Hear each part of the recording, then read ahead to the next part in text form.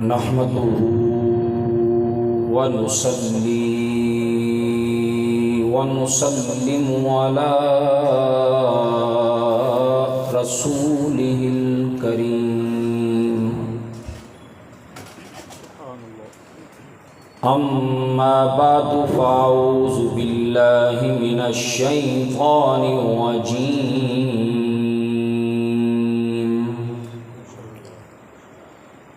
بسم الله الرحمن الرحيم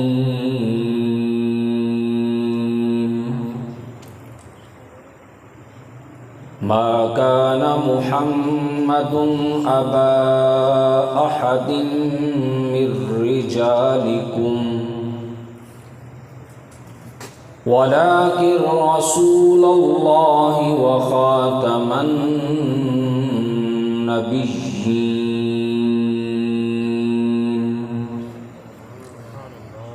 وكان الله بكل شيء عليما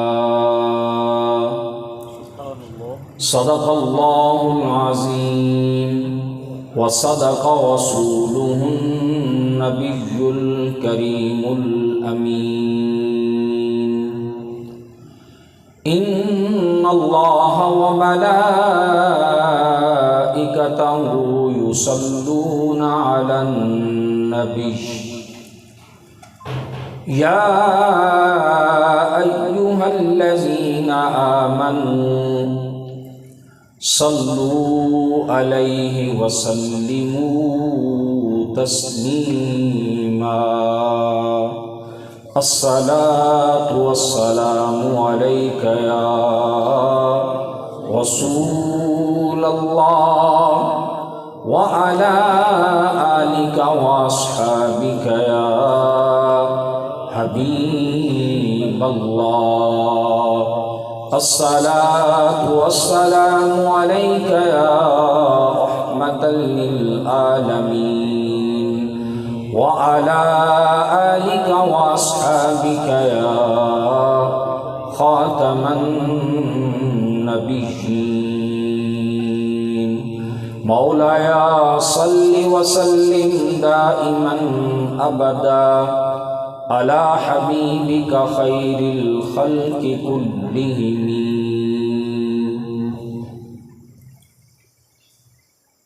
حمد و صلاۃ کے بعد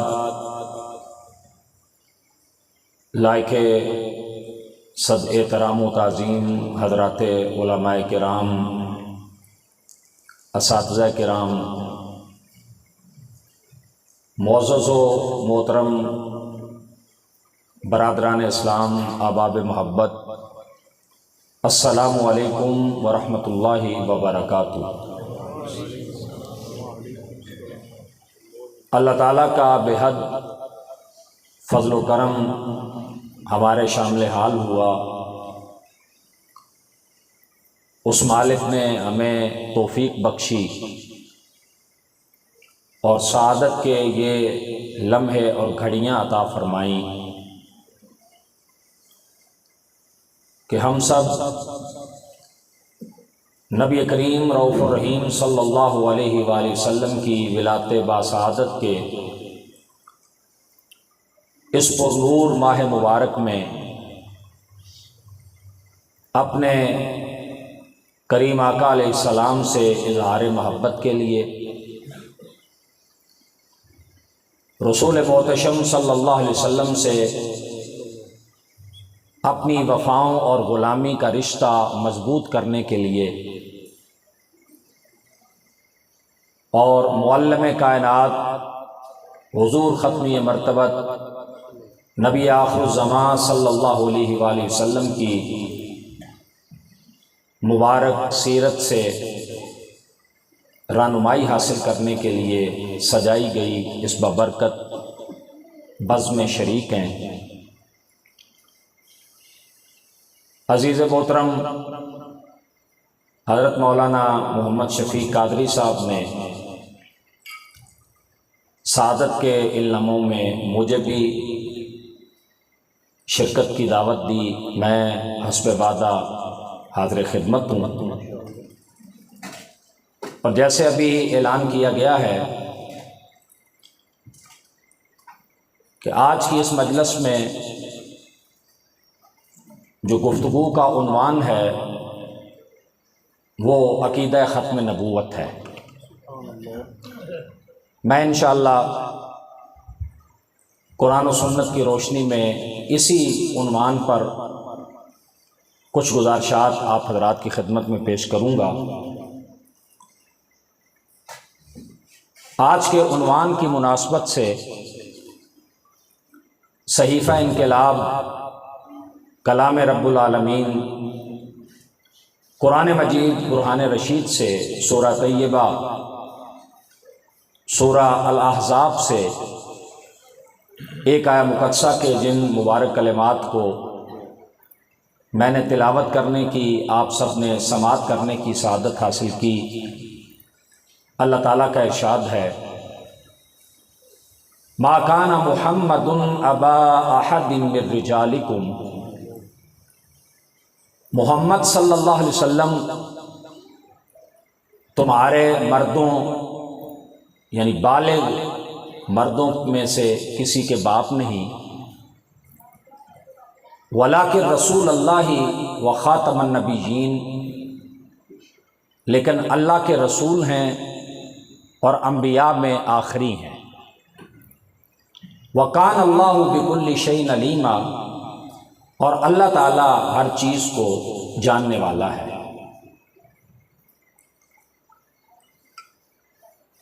برادران اسلام،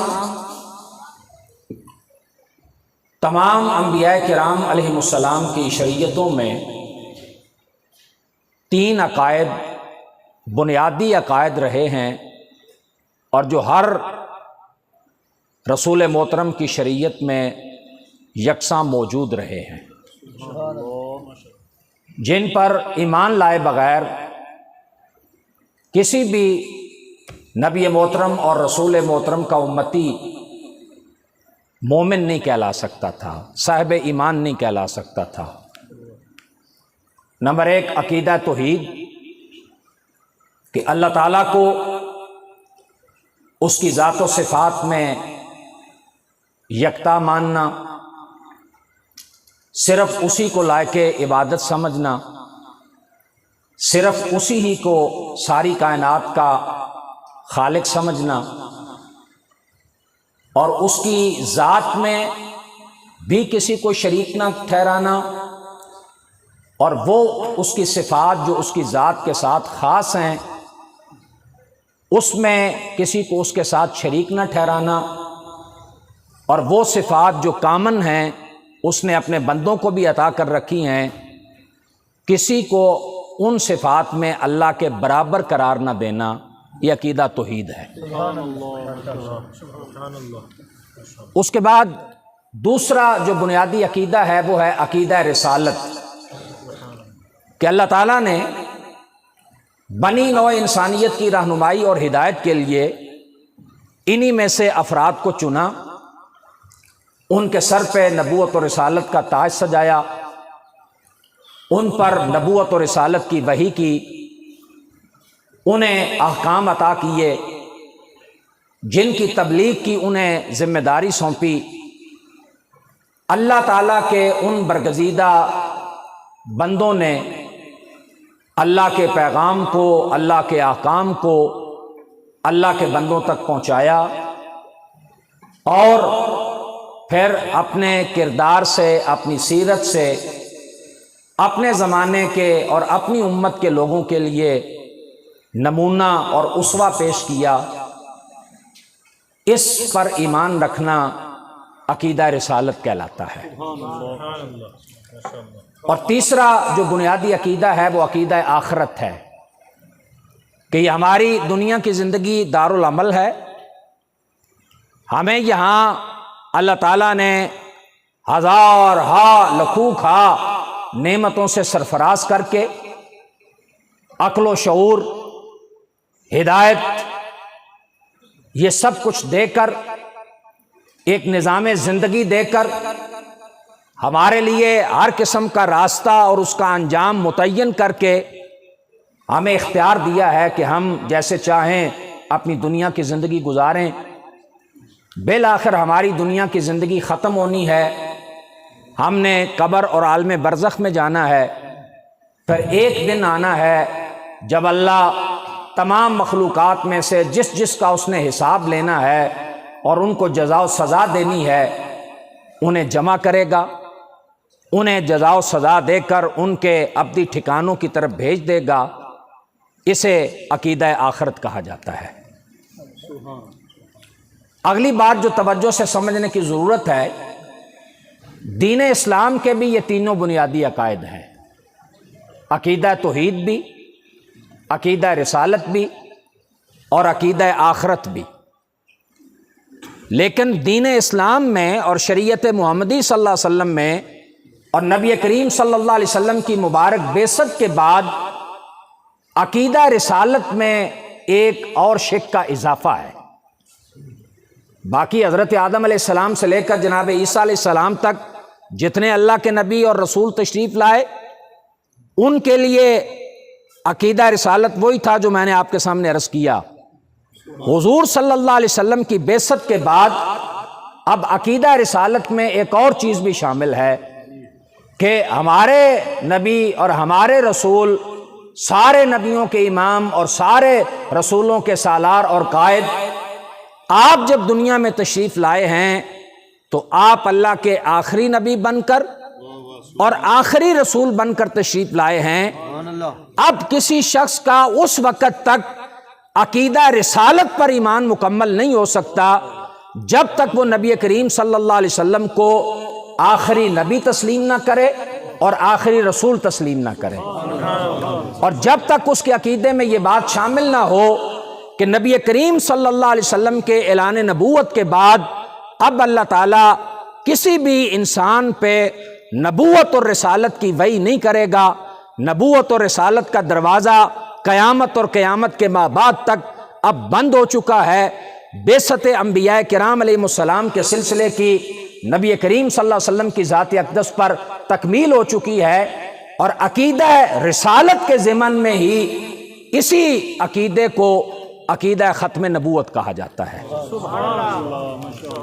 اب اس کے بعد جو اگلی چیز سمجھنے کی ضرورت ہے وہ یہ ہے کہ اللہ تعالیٰ کا یہ جو سارا کائنات کا نظام ہے اسے اللہ تعالیٰ نے اپنے نظام ربوبیت کے ساتھ جوڑ رکھا ہے۔ یہ کیا ہے؟ کائنات کی ہر شے اللہ کے نظام ربوبیت سے جڑی ہوئی ہے۔ یہ جو علماء درس نظامی پڑھے ہوئے ہیں یا آپ میں سے بھی جن لوگوں کا کوئی دینی مطالعہ ہے، ہمیں یہ علم ہے کہ قرآن کی سب سے پہلی سورت میں پہلے پارے میں اور اس کی پہلی آیت میں جو اپنا اللہ تعالیٰ نے اپنا تعارف کرایا ہے اور اپنی ایک صفت بیان کرائی ہے وہ کیا ہے؟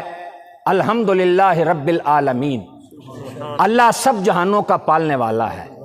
سارے جہان اس کے نظام ربوبیت سے جڑے ہوئے ہیں، اور ربوبیت کیا ہے اور نظام ربوبیت کیا ہے کہ کائنات کی ہر شے کو اس کے نقطہ آغاز سے شروع کرنا، تدریجاً آہستہ آہستہ آہستہ آہستہ اسے اس کے نقطہ کمال تک پہنچا دینا، یہ میرے رب کی شان ربوبیت ہے۔ اور آپ پوری کائنات میں جس چیز میں بھی غور و فکر کریں گے وہ آپ کو صفت ربوبیت کا اسی انداز میں نظر آئے گی۔ میں اور آپ اپنے وجود پر غور کریں، ماں باپ کے پشتوں سے نکلنے والا پانی نطفہ کی صورت اختیار کرے، پھر علقہ بنے، پھر مدغہ بنے، پھر اس میں جان پھونکی جائے، پھر ہم اپنی والدہ کے بطن سے باہر آئیں، پھر ہماری رضاعت کے ایام، پھر لڑکپن، پھر بچپن، پھر پہلے بچپن، لڑکپن، پھر جوانی، پھر بڑھاپا اور بالآخر موت۔ تو نقطہ آغاز سے شروع ہوئے اور تدریجاً آہستہ آہستہ آہستہ آہستہ اپنے انجام اور نقطہ کمال کو پہنچے۔ اسی صفت ربوبیت کا اظہار میرے رب نے حضرات انبیاء کے بعثت کے سلسلے میں بھی فرمایا کہ یہ جو دنیا میں حضرات انبیاء کرام علیہ السلام تشریف لائے ہیں، بعثت انبیاء کے سلسلے کو میرے رب نے شروع کیا نقطہ آغاز سے، پھر تدریجاً آہستہ آہستہ آہستہ آہستہ اسے رب نے پہنچایا اس کے نقطہ کمال تک، اور رسول کریم صلی اللہ علیہ وسلم کی ذات اقدس پہ اللہ تعالیٰ نے اس کی تکمیل کر دی۔ تاجدار ختم نبوت زندہ باد، زندہ باد، تاجدار ختم نبوت زندہ باد، زندہ باد، تاجدار ختم نبوت زندہ باد، زندہ باد، ماشاءاللہ سبحان۔ یہ کیا ہے؟ یہ اللہ کی صفت ربوبیت کا تقاضا ہے کہ جس طرح کائنات کی ہر شے میں آغاز سے شروع کر کے تدریجاً آہستہ آہستہ اسے اس کے نقطہ کمال تک پہنچایا ہے، بالکل اسی طریقے سے اللہ تعالیٰ نے حضرات انبیاء کرام علیہ السلام کی بعثت کے سلسلے کو بھی نقطہ آغاز سے شروع کر کے تدریجاً آہستہ آہستہ اس کے نقطہ کمال تک پہنچایا۔ کب؟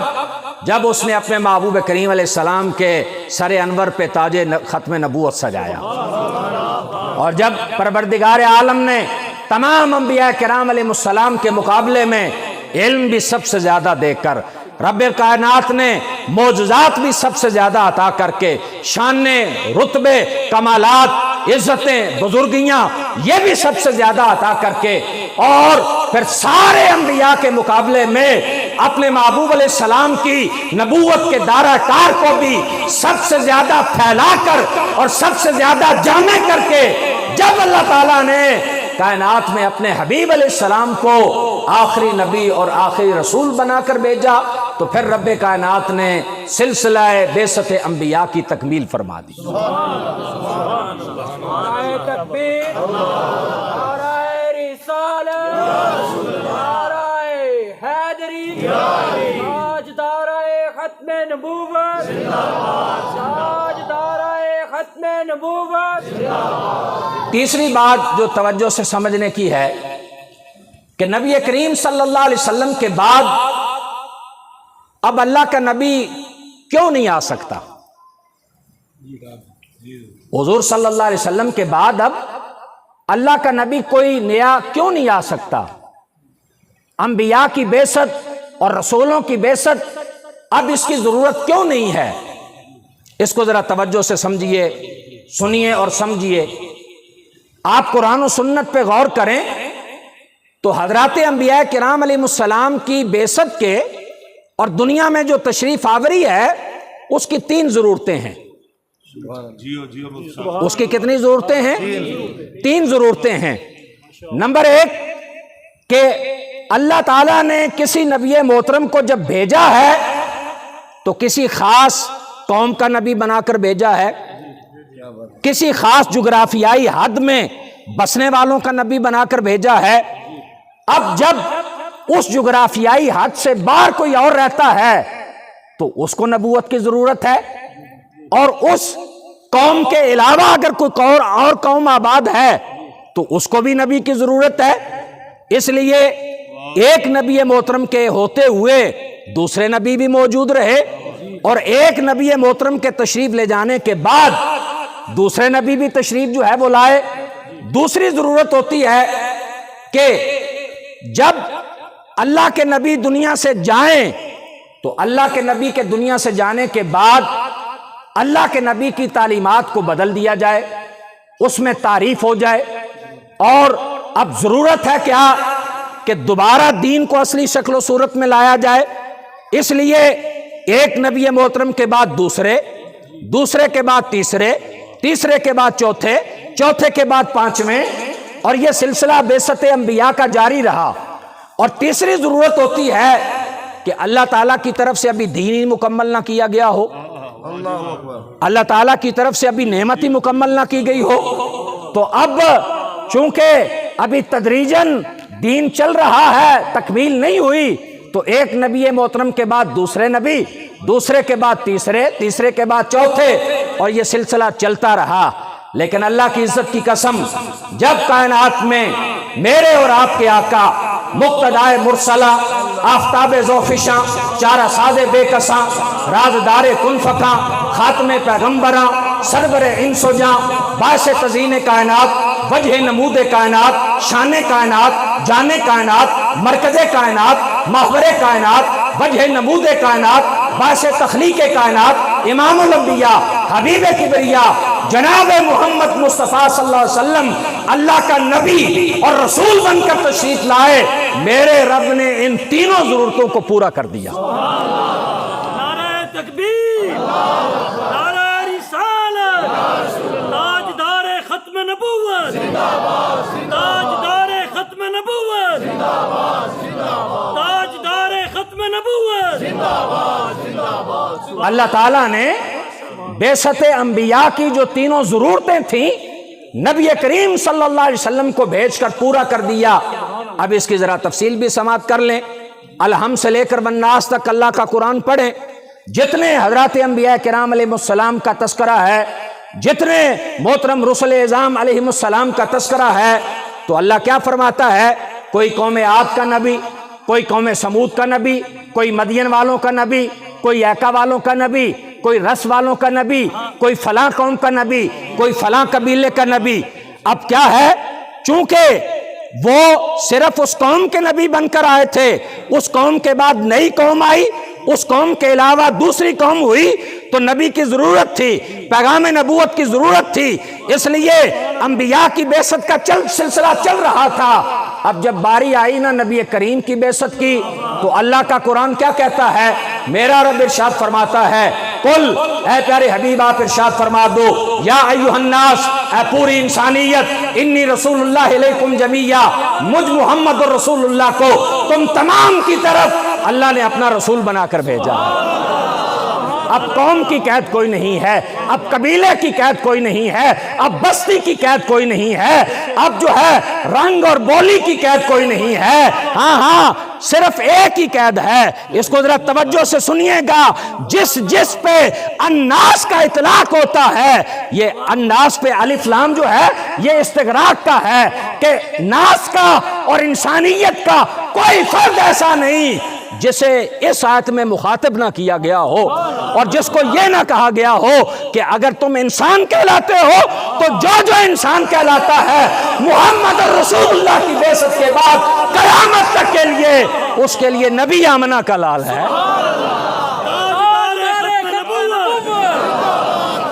تاجدار ختم نبوت، تاجدار ختم نبوت،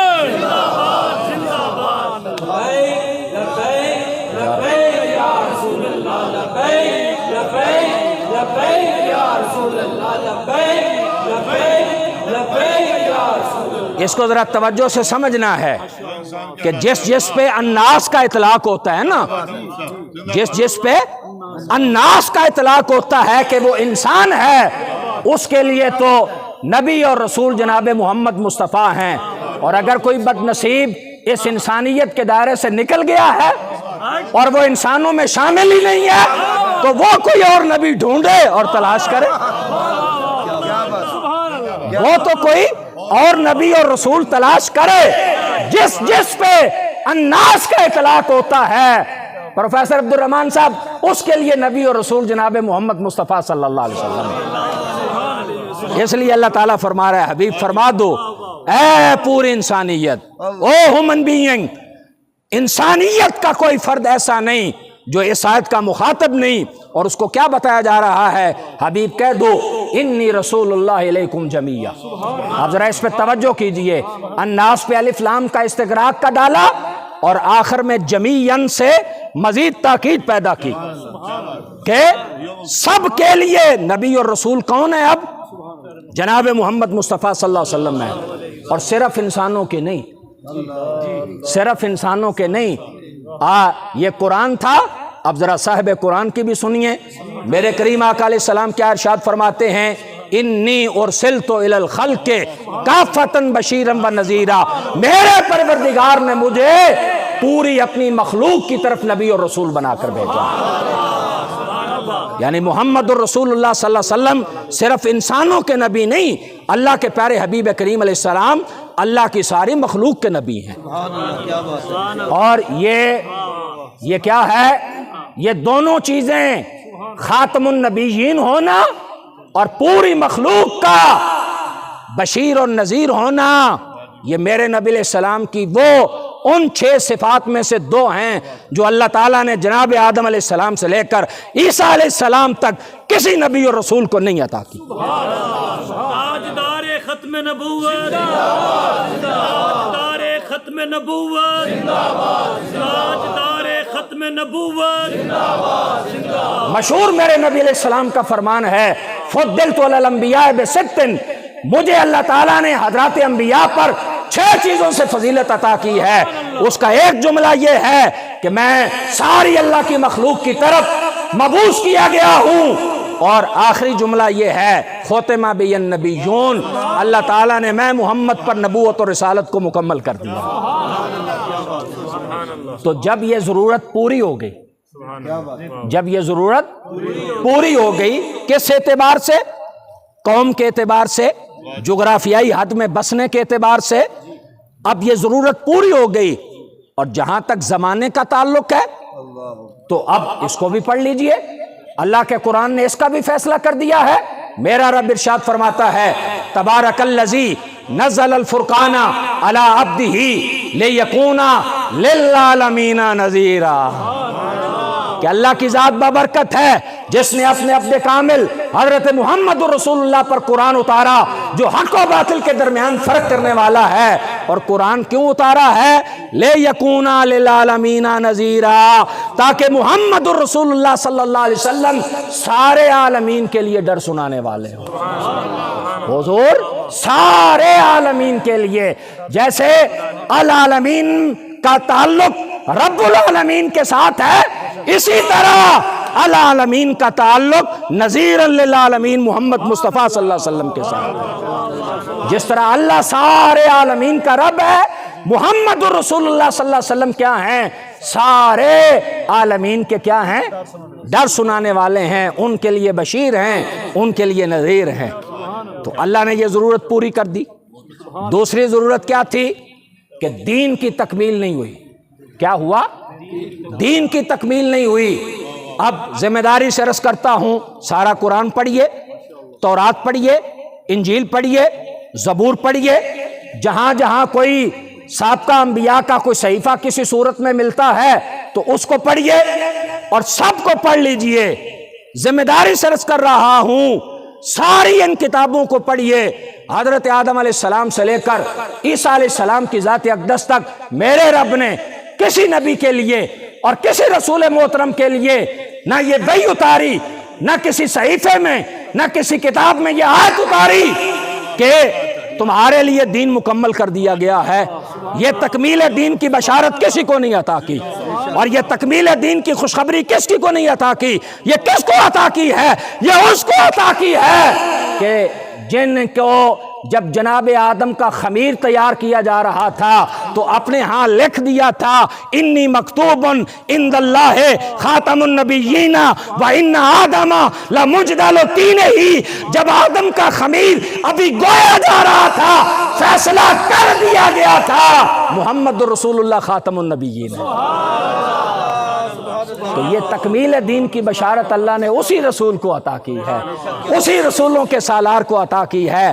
حجۃ الوداع ہے، اور مکہ المکرمہ کی سرزمین ہے، اور عرفہ کا میدان ہے، اور عرفہ کا دن ہے کہ رب العالمین اپنے محبوب کے قلب حطر پر قرآن کی آیت اتارتا ہے، الیوم اکملت لکم دینکم واتممت علیکم نعمتی ورضیت لکم الاسلام دینا۔ آج تمہارے لیے دین بھی مکمل کر دیا ہے، آج تم پر اپنی نعمت بھی تمام کر دی ہے، اور آج اسلام کو بطور دین تمہارے لیے پسند بھی کر لیا۔ تو جب دین مکمل ہو چکا تو نبی اور رسول نئے کے آنے کی گنجائش ہی باقی نہیں ہے، اللہ نے ضرورت ہی پوری کر دی۔ تیسری ضرورت کیا ہوتی ہے؟ کہ اللہ کے نبی دنیا سے جائیں تو کیا ہو؟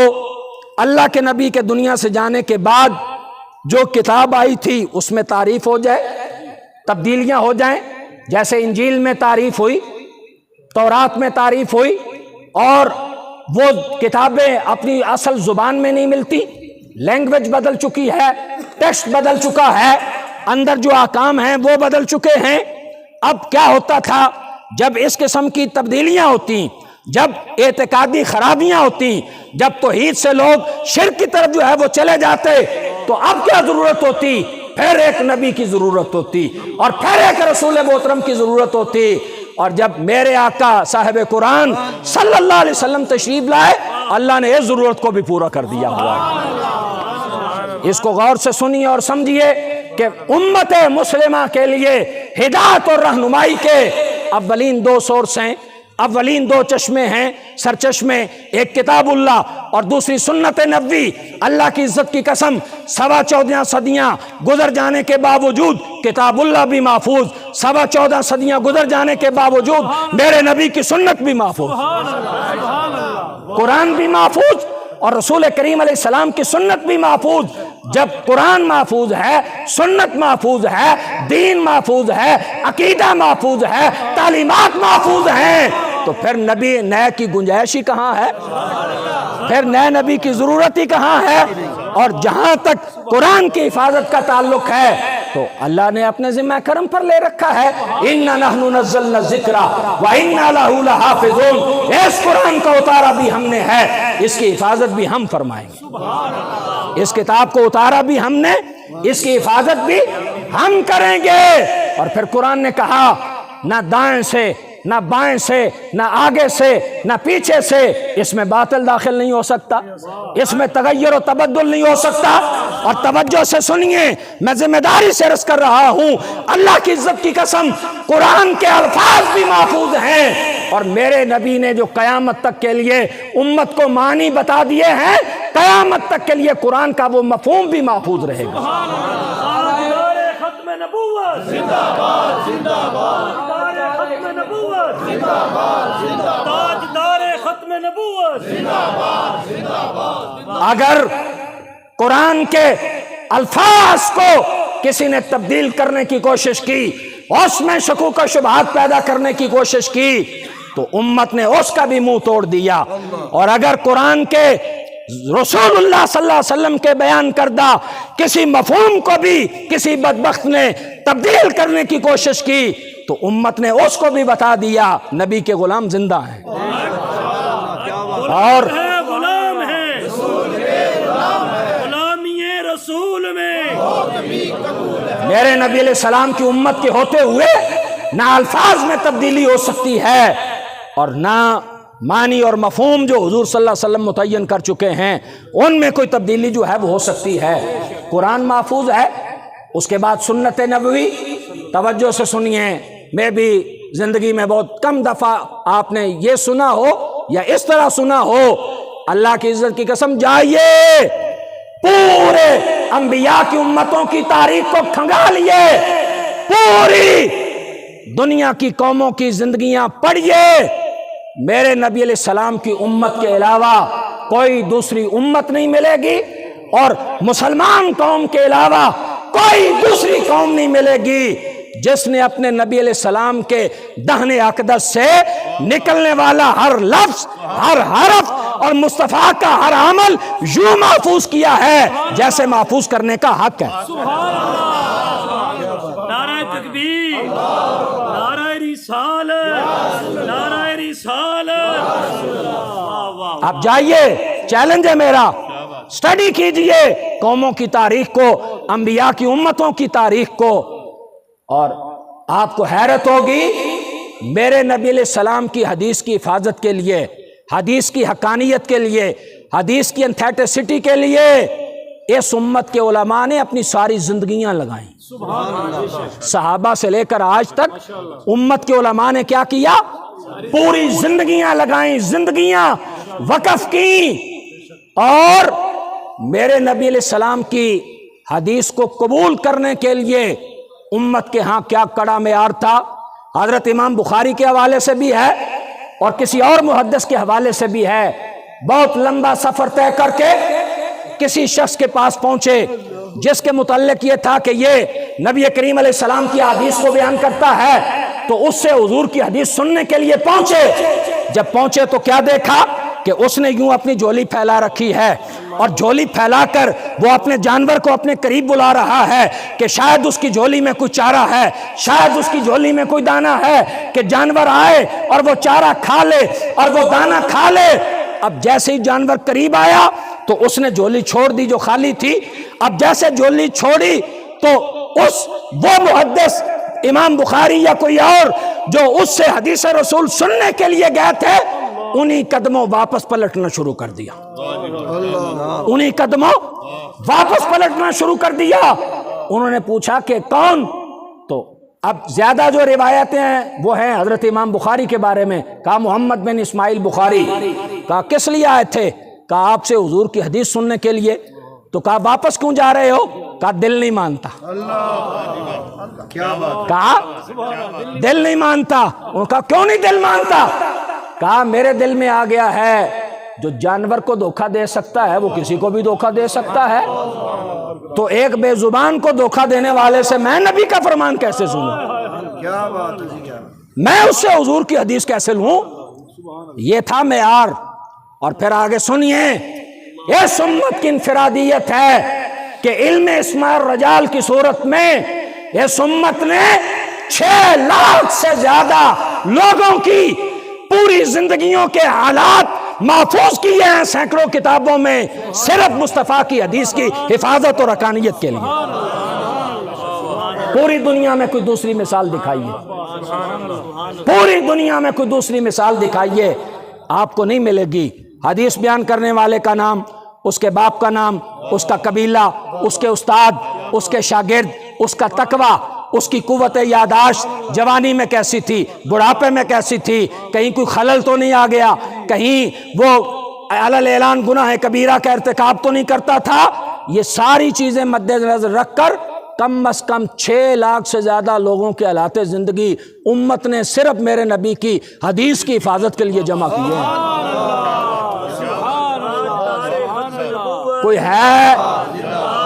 کوئی ہے نئے نبی کی ضرورت؟ کوئی ہے گنجائش کسی نئے رسول کی آمد کی؟ تو میرے رب نے یہ تینوں ضرورتیں پوری کر دی۔ اللہ تعالیٰ نے یہ تینوں ضرورتیں کیا کر دی؟ پوری کر دی۔ اس لیے اگر اب قرآن مجید برہان رشید کو پڑھوں تو رب رحمان اعلان کر رہا ہے ما کان محمد نبا احد من رجالکم ولکن رسول اللہ و خاتم النبیین۔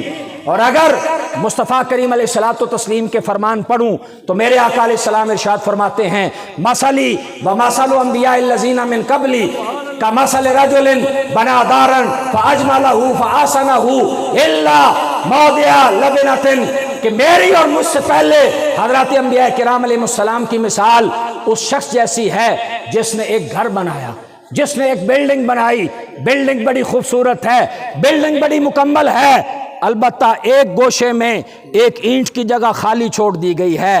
اب لوگ آتے ہیں، لوگ اس گھر کو وزٹ کرتے ہیں، اس کو دیکھتے ہیں اور کیا کرتے ہیں؟ اس کی خوبصورتی پہ تعجب کا اظہار کرتے ہیں کہ کتنا خوبصورت گھر ہے، اور ساتھ ہی کہتے ہیں حلا ودیت ھذہ اللبنہ، کاش یہ اینٹ بھی رکھ دی جاتی، یہ اینٹ کی جگہ کیوں خالی چھوڑ دی گئی؟ تو میرے لطفال کریم آقا نے فرمایا انا تلک اللبنہ وانا خاتم النبیین، وہ قصر نبوت کی آخری اینٹ میں ہوں، انبیاء میں سے آخری میں ہوں۔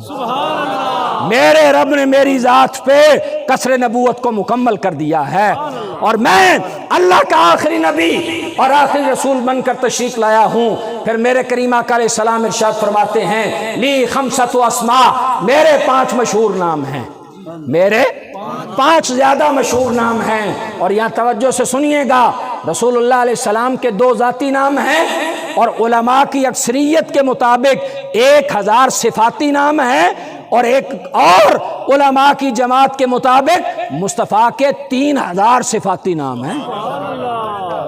رسول کریم علیہ السلام کے کیا ہیں؟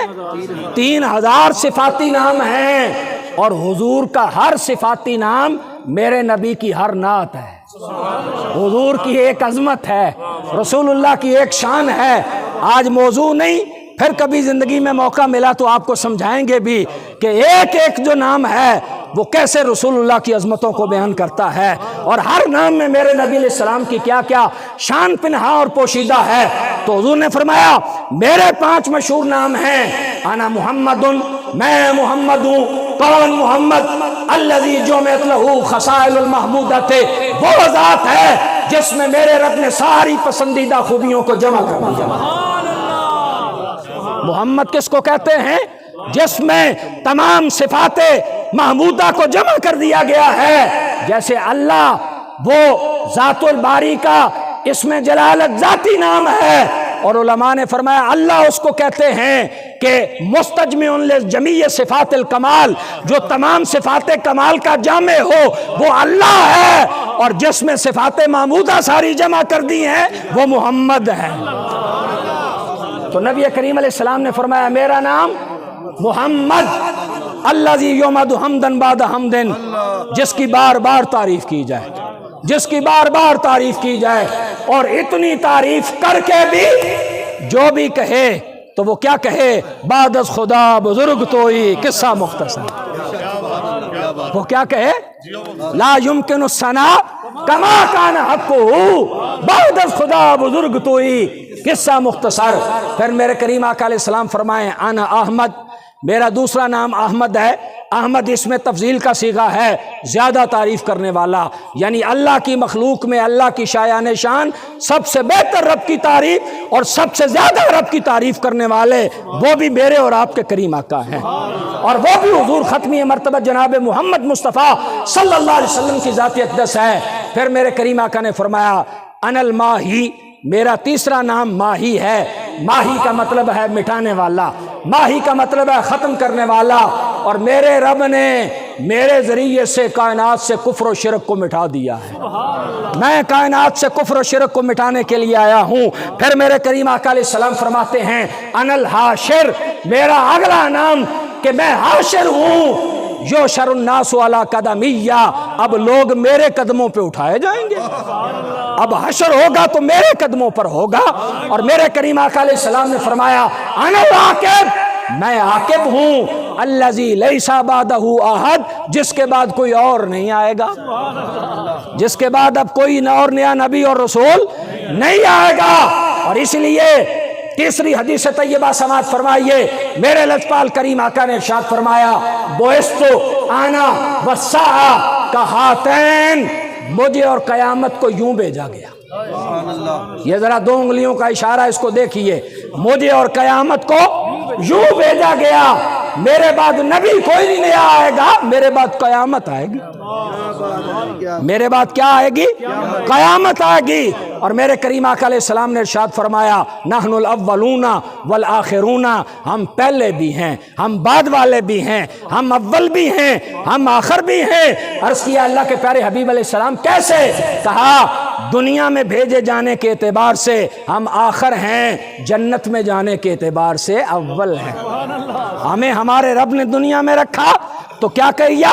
آخر میں رکھا، اور جب جنت میں بھیجے گا تو پہلے رکھے گا، جس کو ایک اور حدیث میں نبی کریم علیہ السلام نے فرمایا، حدیث قدسی ہے، اللہ تعالیٰ اپنے محبوب سے فرماتا ہے جعلتک اول النبیین فی الخلق وآخرہم فی البعث، اے حبیب جب پیدا کرنا چاہا تھا، جب تخلیق کرنی چاہی تھی تو تمہیں سب سے اول رکھا، اور جب بھیجنا تھا تو سب سے آخر رکھا۔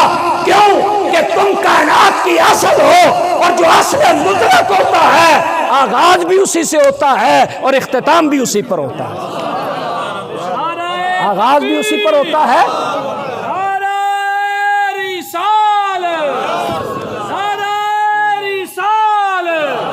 تاجدار ختم نبوت، تاجدار ختم نبوت۔ اس لیے کریم آقا علیہ السلام ارشاد فرما رہے ہیں ہم اول بھی ہیں، ہم آخر بھی ہیں۔ اگلی حدیث سماعت فرمائیے، میرے لجپال کریم آقا علیہ الصلوۃ والتسلیم نے ارشاد فرمایا، اللہ کے محبوب علیہ السلام ارشاد فرماتے ہیں مسجدی، یہ جو میری مسجد ہے، آخر مساجد الانبیاء، یہ انبیاء کی مسجدوں میں سے سب سے آخری ہے، وانتم آخر الامم، اور تم ساری امتوں میں سے آخری ہو۔ میری مسجد انبیاء کی مسجدوں میں سے آخری، اور میری امت سارے انبیاء کی امتوں میں سے آخری۔ اور تکرار سند کے بغیر اگر رسول اللہ کے فرمان پڑھے جائیں تو 50 کم از کم حضور کی احادیث ہیں جو عقیدہ ختم نبوت کی ترجمانی کرتے ہیں، جو اس مضمون کو بیان کرتی ہیں کہ رسول کریم علیہ السلام کے بعد اب کوئی نیا نبی اور رسول نہیں آ سکتا۔ اور اگر سند کی تکرار کے ساتھ دیکھا جائے تو کتب احادیث میں کم از کم 200 سے زیادہ رسول کریم علیہ السلام کی احادیث ہیں جن میں یہ اعلان کیا گیا ہے محمد مصطفیٰ آخری نبی بن کر آئے، محمد مصطفیٰ آخری رسول بن کر آئے۔ اور قرآن مجید برہان رشید کی 20 آیات بینات سے یہ ثابت ہے، اور اسی طرح پوری امت کا اس پر اجماع ہے۔ زمانہ صحابہ سے لے کر آج تک پوری امت کا کیا ہے؟ اس پہ اجماع ہے کہ رسول اللہ صلی اللہ علیہ وسلم کے بعد کوئی نیا نبی اور کوئی نیا رسول دنیا میں نہیں آ سکتا، نہیں آ سکتا، نہیں آ سکتا۔ اور جس امام کی میں اور آپ پیروی کرتے ہیں، امام الائمہ، کاشف الغمہ، سراج الفقہاء، حضرت سیدنا امام اعظم ابو حنیفہ نعمان بن ثابت رضی اللہ تعالیٰ عنہ، میرے اور آپ کے امام اور مسلمانوں کی 2/3 اکثریت کے امام کیا کہتے ہیں کہ اگر کسی شخص نے نبوت کا جھوٹا دعویٰ کیا تو وہ بھی دائرہ اسلام سے خارج، وہ بھی کیا؟ دائرہ اسلام سے خارج۔ اور اگر کسی نے اس کو نبی مان لیا تو وہ بھی دائرہ اسلام سے خارج۔ اور حضرت امام نے کہا کہ اگر کوئی یہ سمجھے نا کہ شاید نبی ہو سکتا ہے تو اس کے پاس اپنی نبوت کی کوئی دلیل ہو اور پھر اس نے دلیل مانگ لی تو دلیل مانگنے والا بھی دائرہ اسلام سے خارج۔ کیوں کہ فیصلہ ہو چکا ہے محمد مصطفیٰ کے بعد کوئی نیا نبی اور رسول آ ہی نہیں سکتا۔ اور بھی دلیل تو اس پہ مانگی جاتی ہے نا جس کا امکان ہو۔ دلیل کس پہ مانگی جاتی ہے مولانا شفیق صاحب؟ جس کا امکان ہو۔ محمد عربی کے بعد کسی نئے نبی اور رسول کا امکان ہی نہیں ہے تو پھر دلیل کیسی؟ پھر دلیل کیسی؟ اس لیے دلیل مانگنے والا بھی کیا ہے؟ دائرہ اسلام سے خارج ہے۔ لیکن چونکہ خود نبی کریم صلی اللہ علیہ وسلم نے ارشاد فرمایا لا تقوم الساعہ، اس وقت تک قیامت قائم نہیں ہوگی حتی یبعث دجالون کذابون قریبا من 30، جب تک کہ 30 کے قریب بڑے بڑے دجال اور کذاب۔ اب ذرا غور کیجئے، زبان رحمت للعالمین سے نکلنے والے لفظوں پہ ذرا غور کیجئے۔ عقیدہ ختم نبوت کے لیے خود زبان رسالت میں کتنی غیرت ہے۔ ذرا توجہ کیجئے، رحمت للعالمین کیا فرما رہے ہیں؟ دجالون کذابون۔ یہ کون کہہ رہا ہے؟ کریم آقا کہہ رہے ہیں، امام الانبیاء کہہ رہے ہیں، جن کی زبان کے لیے رب کہے وما ینطق عن الہوی ان ہوا الا وحی یوحی۔ محمد کریم کی زبان جب کھلتی ہے زبان پہ وحی خدا کے سوا کچھ نہیں آتا، جن کی زبان سے حق کے سوا کچھ نہیں نکلتا، جن کے لیے رب کہے وَإِنَّكَ لَعَلَىٰ خُلُقٍ عَظِيمٍ۔ آج اگر کسی ملعون قادیانی کے لیے ہم ذرا سخت جملہ کہہ دیں نا تو ہمارے پلپلے ایمان والے لوگ، ہمارے پلپلے ایمان والے لوگ سختی نہیں کرنی چاہیے، الفاظ سخت نہیں بولنے چاہیے۔ ذرا زبان رسالت کے لفظ سنو، غیرت رسالت کو دیکھو کیا ہے۔ کہا دجالون کذابون، میرے بعد 30 بڑے، دجال مبالغہ کا صیغہ ہے، کذاب مبالغہ کا صیغہ ہے، بڑے مکار، صرف مکار نہیں، بڑے مکار، صرف جھوٹے نہیں، بڑے جھوٹے۔ وہ کیا کہیں گے؟ کلہم یزعم انہ رسول اللہ یا انہ نبی اللہ، ان میں سے ہر ایک یہ گمان کرے گا کہ وہ اللہ کا نبی یا اللہ کا رسول لیکن میرے کریم آقا علیہ السلام نے فرمایا سن لو لا نبی آبادی ولا رسول آبادی، میرے بعد کوئی نبی نہیں، میرے بعد کوئی رسول نہیں۔ انقطعت النبوۃ والرسالۃ، نبوت بھی ختم ہو چکی، رسالت بھی ختم ہو چکی، لا نبی آبادی ولا رسول آبادی، میرے بعد کوئی نبی نہیں، کوئی رسول نہیں۔ اب چونکہ نبی کریم صلی اللہ علیہ وسلم نے فرما دیا کہ ایسا ہونا ہے، کیوں؟ ساری کائنات کھلی کتاب کی طرح نگاہ مصطفیٰ کے سامنے ہے۔ یہ ساری کائنات اور کائنات کے معاملات کھلی کتاب کی طرح نگاہ مصطفیٰ کے سامنے ہیں، حضور دیکھتے ہیں، اور جو ضروری تھا امت کو بتایا، اب بتایا۔ لہذا کیا ہوا؟ نبی کریم علیہ السلام کی ظاہری حیات طیبہ میں ایک شخص نے نبوت کا جھوٹا دعویٰ کیا، اس کا نام ہے مسیلمہ کذاب۔ مسیلمہ نام ہے، اور کذاب ہر رسول اللہ صلی اللہ علیہ وسلم کے بعد جھوٹے نبی کو کہا جائے گا۔ اب مسیلمہ کذاب بنو حنفیہ کا سردار، بڑا طاقتور قبیلہ، بڑا مالدار قبیلہ، میرے نبی علیہ السلام کی خدمت میں خط بھیجا، سفیر کے ذریعے سے پیغام بھیجا کہ اے محمد صلی اللہ علیہ وسلم آپ مجھے نبوت میں حصے دار بنا لیں، آپ کیا کریں، مجھے نبوت میں حصے دار بنا لیں، پارٹنر بنا لیں، کہ جب تک آپ زندہ ہیں آپ نبی، آپ کے بعد میں نبی، یا جزیرہ عرب کے آپ نبی اور جزیرہ عرب سے باہر میں نبی۔ تو میرے نبی علیہ السلام نے پھر جو جملہ ارشاد کیا، پھر ذرا غیرت نبوی دیکھو، پھر ذرا غیرت نبوی دیکھو۔ رسول اللہ صلی اللہ علیہ وسلم نے فرمایا اگر اسلام میں سفیروں کے قتل کرنے کی اجازت ہوتی تو میں محمد رسول اللہ حکم دیتا کہ تیری گردن اڑا دی جائے، تیری گردن اڑا دی جائے۔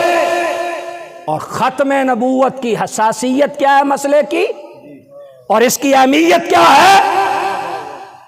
میرے نبی کا اگلا جملہ سماعت فرمائیے صلی اللہ علیہ وسلم، کیا ارشاد فرمایا؟ جا جا کر مسلمہ کو کہہ دے یہ محمد رسول اللہ کے ہاتھ میں جو کھجور کی خشک ٹہنی ہے نا، میں تجھے اس میں بھی حصے دار نہیں بناتا۔ میرے ہاتھ میں یہ جو کھجور کی خشک ٹہنی ہے، میں اس میں بھی تجھے حصے دار نہیں بناتا۔ تو نبوت میں حصے داری کی بات کرتا ہے، تو رسالت میں حصے داری کی بات کرتا ہے۔ اور پھر کیا ہوا؟ میرے نبی علیہ السلام نے اپنے ایک صحابی کو اپنا نمائندہ اور سفیر بنا کر مسلمہ کے دربار میں بھیجا، رسول اللہ کا خط لے کر، حضور کا پیغام ہدایت لے کر، میرے نبی علیہ السلام کا نام مبارک لے کر، حضور کے صحابی جب مسلمہ کے دربار میں پہنچے اور مسلمہ کو رسول اللہ کا خط دیا تو حضور کا خط پڑھ کر مسلمہ جل بھن گیا اور پیچ و تاب کھانے لگا۔ اب دربار لگا ہوا ہے، حواری دیکھ رہے ہیں کہ محمد الرسول اللہ کا خط پڑھ کر اس کو کیا ہو گیا ہے، اور اس میں یہ کیا اضطراب برپا ہو گیا ہے۔ اب حضور کے صحابی سے مخاطب ہو کر کہنے لگا میں تجھ سے پوچھتا ہوں کہ کیا محمد اللہ کے رسول ہیں؟ کہا ہاں محمد اللہ کے رسول ہیں، ہاں محمد اللہ کے رسول ہیں۔ کہنے لگا کیا تو اس بات کا اقرار کرتا ہے کہ مسلمہ اللہ کا رسول ہے؟ میرے نبی کے غلام نے کہا میرے کان یہ آواز سنتے ہی نہیں، میرے کان یہ آواز سنتے ہی نہیں، سنتے ہی نہیں۔ اس نے کہا اس کے جسم کا ایک عضو کاٹ دو۔ میرے نبی علیہ السلام کے صحابی کا بازو کاٹا، پھر کہا محمد اللہ کے رسول ہیں؟ کہا ہاں محمد اللہ کے رسول ہیں۔ مسلمہ اللہ کا رسول ہے؟ کہا کان سنتے ہی نہیں، کان سنتے ہی نہیں، میں بہرا ہوں، میرے کانوں کے پردوں سے یہ آواز ٹکرا ہی نہیں سکتی، میرے کان یہ آواز سنتے ہی نہیں۔ کہا دوسرا عضو کاٹ دو، کاٹ دیا گیا، پھر تیسرا، پھر چوتھا، پھر پانچواں۔ لیکن میرے نبی کے غلام نے بتایا کہ محمد عربی کا غلام اپنے کانوں پہ یہ آواز سن ہی نہیں سکتا کہ محمد رسول اللہ کے بعد کوئی نیا نبی اور رسول آ سکتا ہے۔ یہ ہے ختم نبوت کی حساسیت، یہ ہے عقیدہ ختم نبوت کے تحفظ کی ضرورت۔ اور اگلی بات توجہ سے سماعت کیجئے، فقیر تاریخ کا ایک اسٹوڈنٹ ہے، جائیے پوری اسلامی تاریخ پڑھیے، پوری اسلامی تاریخ پڑھیے۔ ذمہ داری سے عرض کر رہا ہوں، یمامہ کے میدان سے لے کر آج تک امت مسلمہ نے کسی اسلامی عقیدے کے تحفظ کے لیے کبھی اتنی بڑی قربانیاں پیش نہیں کی جتنی عقیدہ ختم نبوت کے تحفظ کے لیے دی ہے۔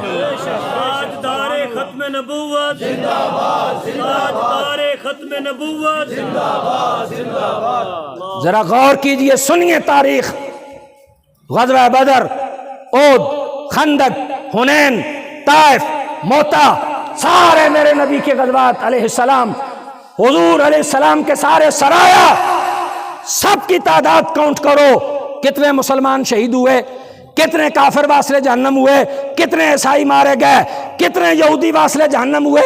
اللہ کی عزت کی قسم، میرے نبی علیہ السلام کے 10 سالہ جہاد کی تاریخ کے دونوں طرف کے جو دنیا سے جانے والے ہیں ان کی تعداد 1100 سے زیادہ نہیں ہے،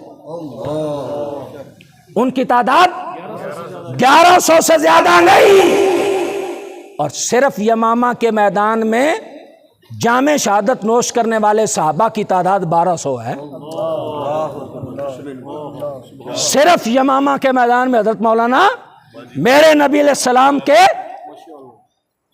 صحابہ 1200 شہید ہوئے، جن میں کم از کم 300 حفاظ اور قراء، 600 کا بھی فگر ہے، 700 کا بھی فگر ہے، لیکن منیمم فگر کیا ہے؟ 300 پلس قرآن کے حفاظ صحابہ، قراء صحابہ۔ اب نگاہ حضرت ابوبکر صدیق میں ختم نبوت کے تحفظ کا جو احساس ہے اور جو اس کا انتظام ہے اس کو بھی ذرا توجہ سے سماعت کیجئے۔ حضرت صدیق اکبر کا حکم تھا کہ عام مہمات میں کوئی بدری مدینہ چھوڑ کے نہیں جائے گا، پڑھ لیں تاریخ۔ حضرت صدیق اکبر کا حکم تھا کہ عام مہموں میں کوئی میرے نبی کا بدری صحابی مدینہ چھوڑ کے نہیں جائے گا، لیکن یمامہ کے لیے کہا کوئی بدری مدینہ میں رکے گئی نہیں،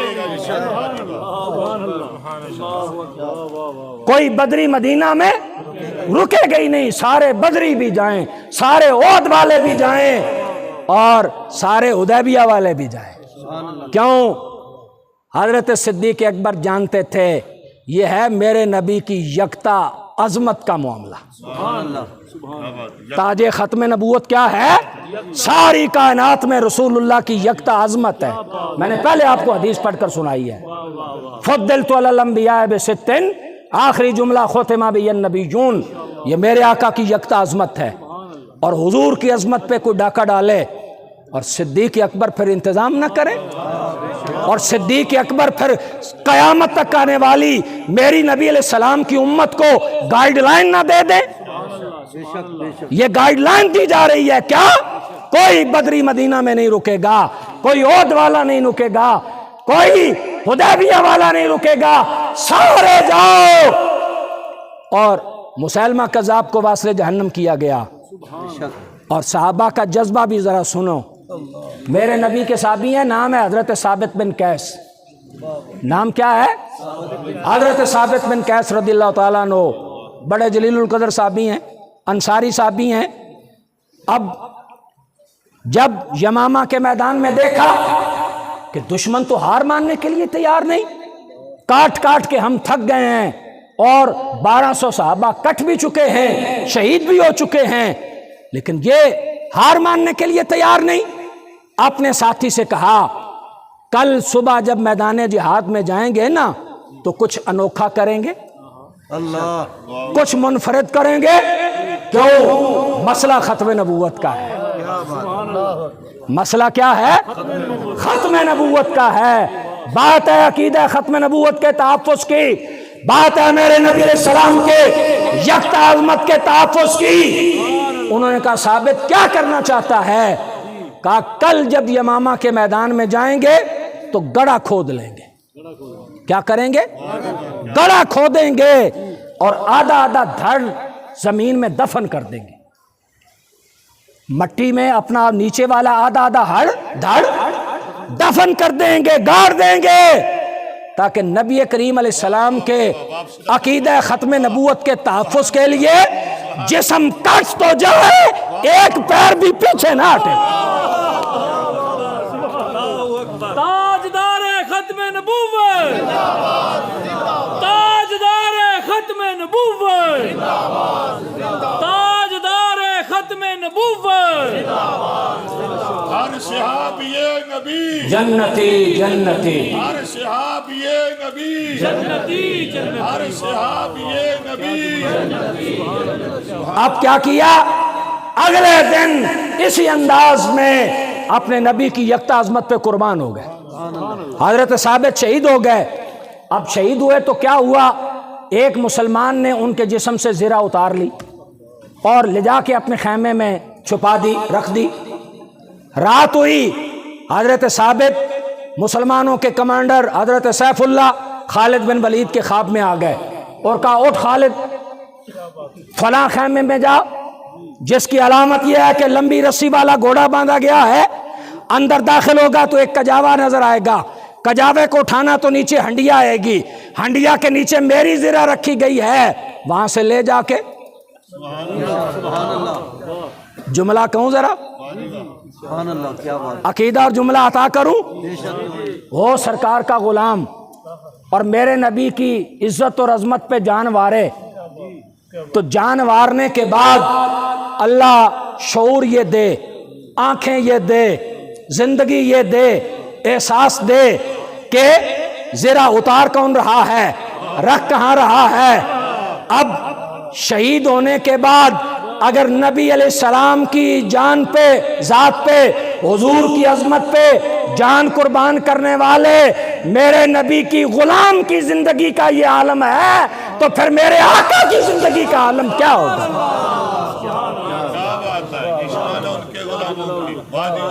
جس کو اعلیٰ حضرت فاضل بریلوی نے کہا تو زندہ ہے واللہ، تو زندہ ہے واللہ، میرے چشم عالم سے جھک جانے والا. اور جائیے پڑھیے کتاب میں علماء نے لکھا یہ اسلامی تاریخ کا پہلا شخص ہے کہ اس نے فوت ہونے کے بعد جو وصیت کی منوان اس پہ عمل کیا گیا.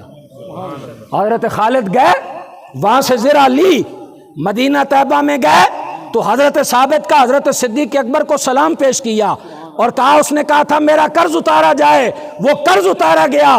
کہا اس نے وصیت کی تھی میرے غلام کو آزاد کیا جائے، غلام آزاد کیا گیا. یوں صحابہ نے عقیدہ ختم نبوت کا دفاع کیا ہے اور تحفظ کیا ہے. اب زمانے میں لوگ چلتے آئے، ختم نبوت کا دعویٰ کرتے رہے.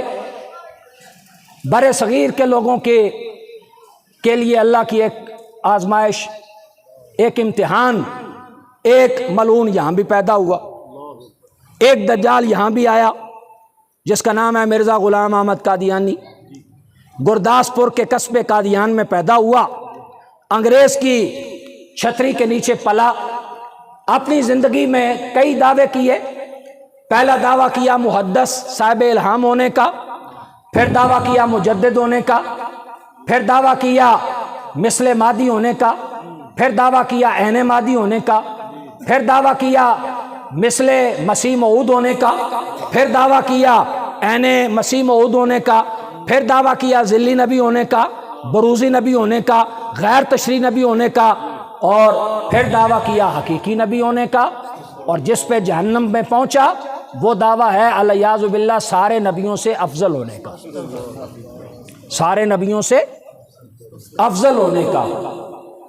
اب ذرا توجہ سے سنیے.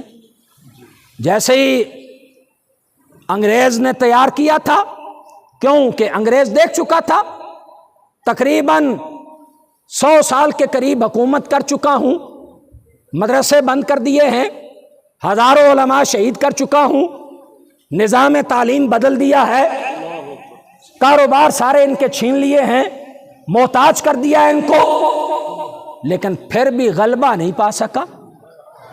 پھر بھی غلبہ نہیں پا سکا، کیا کروں؟ تو اقبال نے جس کو بیان کیا، یہ فاقہ کش جو موت سے ڈرتا نہیں ذرا، روح محمد کو اس کے بدن سے نکال۔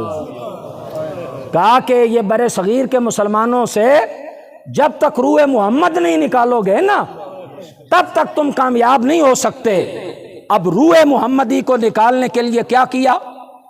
مرزے کو تیار کیا، جس نے کہا جہاد ختم، جس نے کہا جہاد ختم، اور اس کے بعد یہ دعوے کر کے تو نبیوں نے کا دعویٰ کر دیا۔ اب مرزا جب نیا نیا تھا، کمزور چند عیسائیوں سے، چند کمزور چند کافروں سے، پنڈتوں سے مناظرہ کیا، ان کو شکست دے دی، تو اب اشتہار چھپوایا کہ میں اللہ تعالیٰ کی طرف سے مقرر کیا گیا ہوں، بڑے صغیر کے سارے علماء مشائخ میری حمایت کریں، میری تائید کریں۔ دوسرے لفظوں میں یہ تھا میری چھتری تھلے آ جا، کیا ہے؟ میری چھتری کے نیچے آ جائیں۔ یہ اشتہار پہنچا تاجدار گولڑا حضرت پیر میر علی شاہ صاحب کو۔ آپ نے جواب لکھا کہ بڑے مارنا چھوڑ، اگر اللہ اور اللہ کا رسول تجھ سے کوئی دین کا کام لینا چاہتے ہیں تو بندے دا پتر بن کے او کر۔ اگر اللہ اور اللہ کا رسول تجھ سے کوئی خدمت دین کا کام لینا چاہتے ہیں تو انسان بن کر اس کو جاری رکھ، یہ دعوے کرنا چھوڑ دے۔ ہم تجھے مؤید من اللہ نہیں مانتے، ہم تجھے مقرر من اللہ نہیں مانتے۔ اب کیا ہوا؟ جب مرزا کا فتنہ بڑھتا گیا تو الحمدللہ ہمارے علماء نے عقیدہ ختم نبوت کے تحفظ کے لیے 3 کام کیے۔ کتنے کام کیے؟ 3 کام کیے۔ پہلا کام تھا قلم کا، تحریر کا، کتابیں لکھیں۔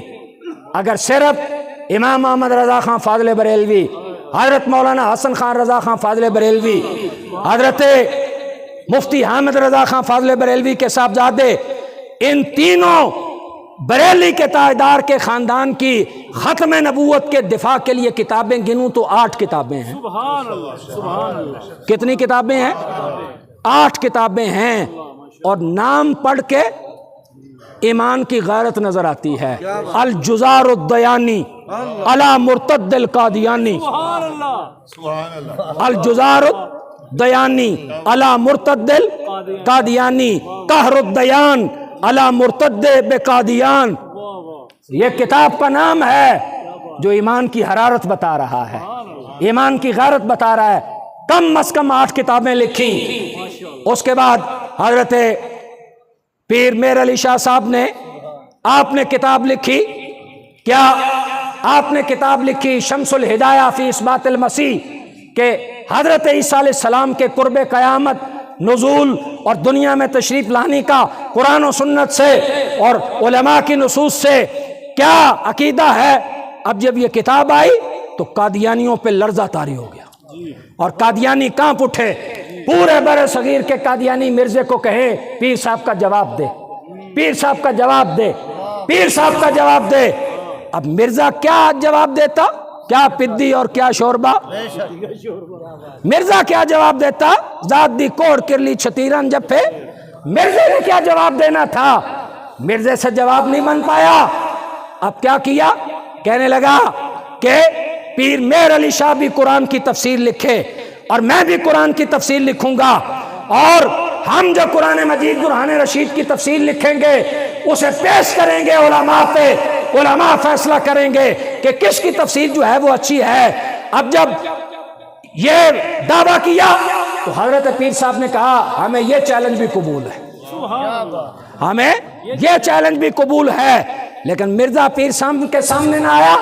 چنانچہ سورہ فاتحہ کی تفسیر پہ اعجاز مسیح کے نام سے ایک کتاب لکھی، اور جب پیر صاحب کے پاس آئی تو حضرت پیر صاحب نے صرف 100 غلطیاں عربی گرامر کی اس میں نکالی، جس کو میں نے کہا نا ذات دی کوڑ کرلی تا چھتیران جب پہ، کیا پدی اور پدی کا شوربا، انگریز کا ٹٹو، اور کہاں قرآن کی تفسیریں۔ اور کہا محمد عربی کے قلب عطر پر نازل ہونے والے حروف کی سمجھ یہ محمد کے غلاموں کو آتی ہے، یہ رسول اللہ کی محبت میں ڈوبنے والوں کو آتی ہے، وگرنہ ہمیشہ لوگ ٹھوکریں کھاتے ہیں۔ ہمیشہ لوگ کیا کرتے ہیں؟ ٹھوکریں کھاتے ہیں۔ حضرت پیر صاحب نے 100 غلطیاں نکالی اور جواب میں کتاب لکھی سیف چشتیائی، سیف چشتیائی، چشتیوں کی تلوار، سیف کہتے ہیں تلوار کو، سیف چشتیائی لکھی۔ اب لرزہ طاری ہو گیا مزید قادیانیت پہ، ہر طرف سے مرزا کو کہا جاتا ہے سچا ہے تو مقابلہ کر، سچا ہے تو جواب دے۔ مرزا نے کہا کہ میں پیر میر علی صاحب سے مناظرہ کروں گا۔ پیر صاحب آئیں، چنانچہ لاہور کی بادشاہی مسجد طے ہو گئی۔ حضرت پیر صاحب جو ہے وہ جب راول پنڈی سے ٹرین پہ چلے تو چلنے لگے تو ایک خادم نے حضرت پیر صاحب کو کہا کہ کہیں آپ کی جان کو کوئی نقصان نہ پہنچا دے، یہ بڑے خطرناک لوگ ہیں، انگریز کی حکومت ہے اور یہ انگریز کا پیدا کردہ ہے، آپ کو کوئی نقصان نہ پہنچ جائے۔ تو تاجدار گولڑا حضرت پیر میر علی نے کیا غیرت کا جواب دیا، کہا مرزا میرے نبی کی ختم نبوت میں ڈاکے ڈالے اور میر علی جان بچانے کے لیے حجرے میں بیٹھا رہے، یہ نہیں ہو سکتا، یہ نہیں ہو سکتا، یہ نہیں ہو سکتا۔ حضرت پیر صاحب نے کہا میر علی جائے گا۔ حضرت پیر صاحب پھر بادشاہی مسجد میں تشریف لائے، مرزا نہیں آیا۔ حضرت پیر صاحب نے 2 جملے فرمائے تاریخی، کہا یہ کہتا ہے جی کہ ہم دونوں کاغذ قلم پڑھ کے سورہ فاتحہ کی تفسیر لکھیں، کہا نبی کا غلام میرے علی کہتا ہے یہ بھی کاغذ سامنے رکھے، یہ بھی قلم سامنے رکھے، میر علی بھی کاغذ سامنے رکھے گا اور میر علی بھی قلم سامنے رکھے گا اور بغیر ہاتھ میں پکڑے دونوں قلم کو حکم دیں گے کہ لکھ، پتہ چل جائے گا محمد عربی کا سچا غلام کون ہے اور قادیان کا جھوٹا مرتد کون ہے۔ تکبیر، نعرہ رسالت، تاجدار ختم نبوت، تاجدار ختم نبوت۔ اور دوسری بات حضرت پیر صاحب نے فرمائی، یہ آئے، یہ بھی چڑھے بادشاہی مسجد کے منارے پہ، ہم بھی چڑھتے ہیں بادشاہی مسجد کے منارے پہ، میر علی تاجدار ختم نبوت کا نعرہ لگا کے اوپر سے چھلانگ لگائے گا، یہ بھی چھلانگ لگائے، نیچے آنے تک پتہ چل جائے گا سچا کون جھوٹا کون، سچا کون۔ تاجدار گولڑا شریف، سبحان اللہ، ماشاءاللہ۔ پھر یہ آپ کا علاقہ حضرت پیر سیدنا جماعت علی شاہ صاحب محدث علی پوری، عقیدہ ختم نبوت کے تحفظ کے لیے میرے اور آپ کے بڑوں کا کیا کردار ہے، اور ہمارے علماء نے، مشائخ نے اس مسئلہ کو کتنا حساس سمجھا ہے۔ حضرت پیر سید جماعت علی شاہ صاحب محدث علی پوری، آپ بیمار ہیں، آپ کو پتا چلا کہ مرزا کا خلیفہ حکیم نور الدین سیالکوٹ میں آیا ہے اور لوگوں کا آ کر ایمان خراب کر رہا ہے، مریدوں کو کہا جماعت علی کو چارپائی پہ ڈالو اور چارپائی اٹھا کر لے جا کر نور الدین جہاں ٹھہرا ہوا ہے سیالکوٹ میں وہاں سامنے جا کے رکھ دو۔ جماعت علی کو یہ گوارا نہیں کہ میرے قریب میں آ کر میرے نبی کے غلاموں کے ایمان پہ کوئی ڈاکہ ڈالے اور جماعت علی شاہ گھر بیٹھا رہے اور جماعت علی شاہ اپنی بیماری لے کے بیٹھا رہے۔ کہا نہیں نہیں، میری چارپائی اٹھاؤ اور جو ہے وہ لے جاؤ۔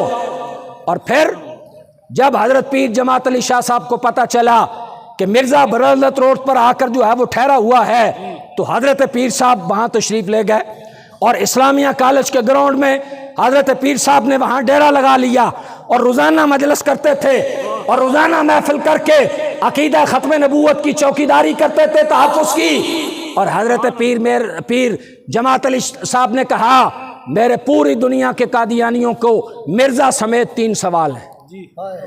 میرے کیا ہیں؟ 3 سوال ہیں۔ پہلا کیا ہے کہ اللہ کے نبی جتنے حضرت آدم علیہ السلام سے عیسیٰ علیہ السلام تک آئے، ہر نبی کا نام مفرد، ہر نبی کا نام مفرد مرکب نہیں ہے، دو جز نہیں ہے، آدم، شیس، نوح، ابراہیم، اسماعیل، اسحاق، یعقوب، یوسف، دانیال، موسیٰ، یوشع، ہارون، سلیمان، داؤد، سارے سنگولر مفرد کا اس بغیرت کے جھوٹا ہونے کے لیے یہی کافی ہے، غلام احمد، اس کے جھوٹا ہونے کے لیے یہی کافی ہے۔ پھر حضرت پیر صاحب نے فرمایا جتنے اللہ کے نبی دنیا میں تشریف لائے ہر نبی نے نبوت کا دعویٰ فوراً کیا، یہ نہیں کہ پہلے میں مجدد، میں مثل مسیح، میں عین مسیح، میں فلاں میں فلاں میں فلاں ہوں میں نبی۔ اللہ کے نبی نے اللہ کے حکم سے بچپن میں نبوت کا اعلان کیا، جناب یا جناب عیسیٰ، تو تب بھی فوراً، اور اگر زندگی کا ایک حصہ گزار کے کیا تو تب بھی فوراً 40 سال آل مکہ میں گزار کے اللہ کے نبی کو صفا پہ کھڑے ہوئے، کہا انی رسول اللہ، انی رسول اللہ۔ اب کہا اس کے جھوٹا ہونے کے لیے یہ بھی کافی۔ اور اس کے بعد پھر حضرت پیر صاحب نے فرمایا سارے انبیاء کی تاریخ پڑھ لو، اللہ کا کوئی نبی کسی سے پڑھنے نہیں گیا، انسانوں میں اللہ کا کوئی نبی پڑھنے نہیں گیا، سکولے جان والے نبی نہیں ہو سکتے، ماسٹراں کو پڑھنے والے نبی نہیں ہو سکتے، منشی کی ڈگری میں فیل ہونے والے نبی نہیں ہو سکے، وکالت کی ڈگری میں فیل ہونے والے نبی نہیں ہو سکتے، وہ ملعون ہوتے ہیں، وہ دجال ہوتے ہیں، وہ کذاب ہوتے ہیں۔ قادیانی آج بھی دیں ان 3 باتوں کا جواب، قادیانی دیں آج بھی ان 3 باتوں کا جواب۔ ہمارے علماء نے اس طرح کردار ادا کیا۔ اگلا سنیے، صرف اس پہ نہیں، ہمارے علماء نے ختم نبوت کے لیے جانوں کا نذرانہ پیش کیا۔ 2 ہمارے بزرگوں کی مثالیں ہیں، اس کو سنیے۔ اچھا ٹائم کا مجھے آپ نے بتا دینا ہے تو میں پھر اس کو اس حساب سے سمیٹ دوں گا۔ چلن دئیے ماشاءاللہ۔ نعرہ رسالت سیدی مرشدی یا نبی یا نبی، سیدی مرشدی یا نبی یا نبی، تاجدار ختم نبوت زندہ باد زندہ باد، تاجدار ختم نبوت زندہ باد۔ تقریر کرنا آسان ہوتا ہے، فتویٰ دینا آسان ہوتا ہے، کتاب لکھنا آسان ہوتا ہے، اور تختہ دار پہ لٹکنا بڑا مشکل ہوتا ہے۔ حضور کی عظمت پہ جان قربان کرنا بڑا مشکل کام ہوتا ہے، لیکن الحمدللہ ہمارے بزرگوں نے پورے فخر اور اعزاز اور آنر اور استقامت کے ساتھ عقیدہ ختم نبوت پہ اپنی جانیں قربان کرنے کو قبول کیا۔ 1953-54 کی ختم نبوت کی تاریخ ہے، جائیے تمام مسالک کے علماء کی اس میں جو کاوش ہے اس کو پڑھیے، اس پہ جو تحریریں ہیں اس کو پڑھیے۔ 1953-54 کی ختم نبوت کی تاریخ کا اگر کوئی سالار تھا تو غازی کشمیر حضرت علامہ ابو الاسناد قادری رحمۃ اللہ علیہ، حضرت مفتی اعظم پاکستان سید ابو البرکات شاہ صاحب کے بھائی علامہ ابو الاسناد قادری۔ اب سارے علماء کے ساتھ حضرت شاہ صاحب جیل میں بند ہیں کہ خبر آئی آپ کے اکلوتے بیٹے حضرت علامہ مفتی سید خلیل قادری رحمۃ اللہ علیہ کو فوجی عدالت نے سزائے موت سنا دی ہے۔ سارے آس پاس کے جو علماء ہیں دوسرے مسالک کے، اپنے جیل کے ساتھی پریشان ہیں، شاہ صاحب کو کیسے خبر دی جائے؟ اکلوتا بیٹا، ماں باپ بن کے پالا، حضرت کی اہلیہ مفتی صاحب کی والدہ بچپن میں وصال کر گئیں، ماں باپ بن کے پالا، سید زادہ ہے، لاڈوں سے پلا ہے، اب اس سید زادے کو کیسے بتائیں کہ تمہارے بیٹے کو سزائے موت کا حکم دے دیا گیا ہے؟ اب علماء نے تمہید ماننا شروع کی، اولاد آزمائش ہے، ہم دنیا میں آزمائش کے لیے آئے ہیں۔ اب انہیں کیا پتا تھا، یہ تو دل کی آنکھوں سے بھی دیکھتے ہیں۔ اب کہا سیدھی بات کیجئے، ہوا کیا؟ کوئی ادھر ادھر کی بات کرنے کی ضرورت نہیں، ڈائریکٹ بتائیے ہوا کیا؟ کہا کہ آپ کے بیٹے کو فوجی عدالت نے سزائے موت دینے کا حکم دے دیا ہے۔ علامہ ابوالحسنات قادری جیل میں سجدے میں گرے اور کہا مولا شکر ہے تو نے ابوالحسنات کے بیٹے کو اپنے نبی کی عظمت پہ قربان ہونے کے لیے قبول کر لیا۔ آپ میں سے جو ماں باپ ہیں ذرا سوچیں، بچے کو 103 بخار ہو جائے نا تو ماں باپ کا کلیجہ باہر آنا شروع ہو جاتا ہے۔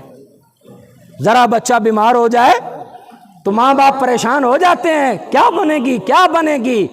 اب خبر ہے اقلیتا نوجوان بیٹا عالم مفتی تمہارا علمی روحانی وارث، اس کو سزائے موت دے دی گئی ہے۔ کہا مولا شکر ہے تو نے میرے بیٹے کو اپنے نبی کے نام پر قربان ہونے کے لیے قبول کر لیا۔ یہ تھا ہمارے بزرگوں کا جذبہ۔ دوسرا سماعت کیجئے، اور اگر اس شخصیت کا تذکرہ نہ کیا جائے تو نہ قیام پاکستان کی تاریخ کا ذکر مکمل ہوتا ہے اور نہ ختم نبوت کی تاریخ کا ذکر مکمل ہوتا ہے۔ بطل حریت، مجاہد ملت، غیرت و ہمت کا کوہ ہمالہ، حضرت علامہ عبدالستار خان نیازی رحمۃ اللہ علیہ۔ اب 1953-54 کی ختم نبوت کی تاریخ میں فردوس ڈی ایس پی کے قتل میں حضرت مجاہد ملت کو فوجی عدالت نے سزائے موت سنا دی اور ڈیتھ وارنٹ لے کر کال کوٹھڑی میں علامہ نیازی صاحب کے پاس نمائندہ آیا جیل کا، اور اس نے کہا نیازی صاحب یہ ذرا سن لو اور پڑھ لو اور اس پہ سائن کرو۔ حضرت نیازی صاحب نے مسکرا کر کہا پڑھ۔ سنا، کہا اس پہ لکھا ہے you will be hand by neck till you are dead, اس وقت تک تمہارا جسم پھانسی کے پھندے پہ جھولتا رہے گا جب تک تم فوت نہیں ہو جاتے۔ علامہ نیازی مسکرائے اور مسکرا کر کہا is that all, is that all, صرف اتنا، صرف اتنا کہ نیازی تیرا جسم پھانسی کے پھندے پہ جھولتا رہے گا جب تک تیری جان نہیں نکل جاتی؟ کہا I have prepared myself more than that, میں نے اپنے آپ کو اس سے کہیں زیادہ کے لیے تیار کر رکھا ہے۔ if I would have got 100,000 life، اگر اللہ تعالیٰ مجھے 100,000 جانیں عطا کر دے، I will be let down the all life for the case of holy prophet، میں وہ 100,000 جانیں ساری کی سارے مصطفیٰ کی عظمت پہ قربان کر دوں گا۔ تاجدار ختم نبوت، تاجدار ختم نبوت، جس کو میرے امام نے کہا کروں تیرے نام پہ جاں فدا، کروں تیرے نام پہ جاں فدا، نہ بس ایک جاں دو جہاں فدا، دو جہاں سے بھی نہیں جی بھرا، کروں کیا کرو۔ اب اس نے کہا کہ اس پہ سائن کرو، کہا سائن تب کروں گا جب پھانسی کے پھندے کو مسکرا کر چوموں گا۔ کہا مولانا اتنا حوصلہ، تاریخی جملہ ہے علامہ نیازی کا۔ حضرت نیازی صاحب نے پتہ کیا فرمایا؟ کہا حضور کی عزت پہ قربان ہونے کے لیے نیازی کا حوصلہ زمین و آسمانوں سے زیادہ ہے۔ رسول اللہ کی عظمت پہ قربان ہونے کے لیے نیازی کا حوصلہ زمین و آسمانوں سے زیادہ ہے۔ اچھا، سزا ختم ہو گئی، علامہ نیازی صاحب بری ہو گئے۔ کسی نے علامہ نیازی سے پوچھا کہ آپ کی عمر کتنی ہے؟ کسی نے پوچھا علامہ نیازی عمر کتنی ہے؟ علامہ نیازی نے فرمایا 7 دن۔ میری زندگی، جناب ڈاکٹر قاضی فرقان صاحب کیا کہا؟ اونلی 7 days، 7 دن۔ کہا کہ 40 سال سے زیادہ عرصہ تو ہمیں دیکھتے ہوئے ہو گیا اور آپ کہتے ہیں 7 دن۔ کہا نیازی کی زندگی صرف وہی 7 دن ہے جو کال کوٹھڑی میں رسول اللہ کی عظمت پہ قربان ہونے کے انتظار میں گزاری۔ میری زندگی کا اثاثہ وہی 7 دن ہے۔ اب علامہ نیازی کو صرف مدرسے کا پڑھا مولوی نہیں، قائد اعظم کا ساتھی، ایم ایس ایف کا اس وقت کا صدر، عربی، انگلش، فارسی اور دنیا کی کئی زبانوں پہ عبور، اور اللہ نے قوت حافظہ اتنی مثالی دے رکھی تھی کہ 60 سال کی عمر کے بعد بھی 2 صفحے کی عبارتیں یوں پڑھتے تھے جیسے کتاب سامنے کھول کے رکھی ہوئی ہے۔ سبحان اللہ، سبحان اللہ، یہ جذبہ تھا ہمارے بزرگوں کا۔ اب میرے بھائیوں دوستوں، بس پیغام دے کر گفتگو سمیٹتے ہیں۔ کچھ میری اور آپ کی بھی ذمہ داری بنتی کہ نہیں؟ بنتی کہ نہیں؟ سب سے پہلی ذمہ داری کیا بنتی ہے؟ کسی قادیانی کے بارے میں کبھی دل کے کسی کونے گوشے میں نرمی نہ پیدا ہو، کبھی نرمی پیدا نہ ہو۔ میں آپ سے بات کرنا چاہتا ہوں، اس کو سنیے، یہ میرا درد ہے۔ اگر خدا نہ خواستہ کسی مسلمان کے دل میں سرسوں کے دانہ کے برابر بھی کسی قادیانی کے بارے میں نرم گوشہ پیدا ہو گیا تو قادری فقیر کا چیلنج ہے، دنیا میں اگر کسی لیبارٹری میں ایمان چیک ہوتا ہے تو جا کے ٹیسٹ کرا لے، رپورٹ نیگیٹو آئے گی۔ سبحان اللہ، اگر آپ کے دل میں زندگی میں کبھی بھی کسی قادیانی کے بارے میں نرم گوشہ پیدا ہو گیا، قادیانی ہوتے ہوئے، حضور کا دشمن ہوتے ہوئے، نبی علیہ السلام کی عظمت کا ڈاکو ہوتے ہوئے، تو پھر ایمان نہیں وہاں رکتا، ایمان نہیں وہ رہتا۔ اور اگلی بات آپ کی خدمت میں عرض کروں، میرا اور آپ کا عقیدہ ہے نا کہ کل قیامت والے دن حضور کی بارگاہ میں جانا ہے، شفاعت لینے جانا ہے، حوض کوثر کے جام پینے جانا ہے، تو قادیانیوں سے محبت رکھ کے کس منہ سے جائیں گے؟ قادیانیوں سے محبت رکھ کے، نرمی رکھ کے کس منہ سے جائیں گے؟ ہاں، نہ صرف قادیانیوں سے، پوری دنیا کے غیر مسلموں سے ہماری ایک ہی ہمدردی ہے۔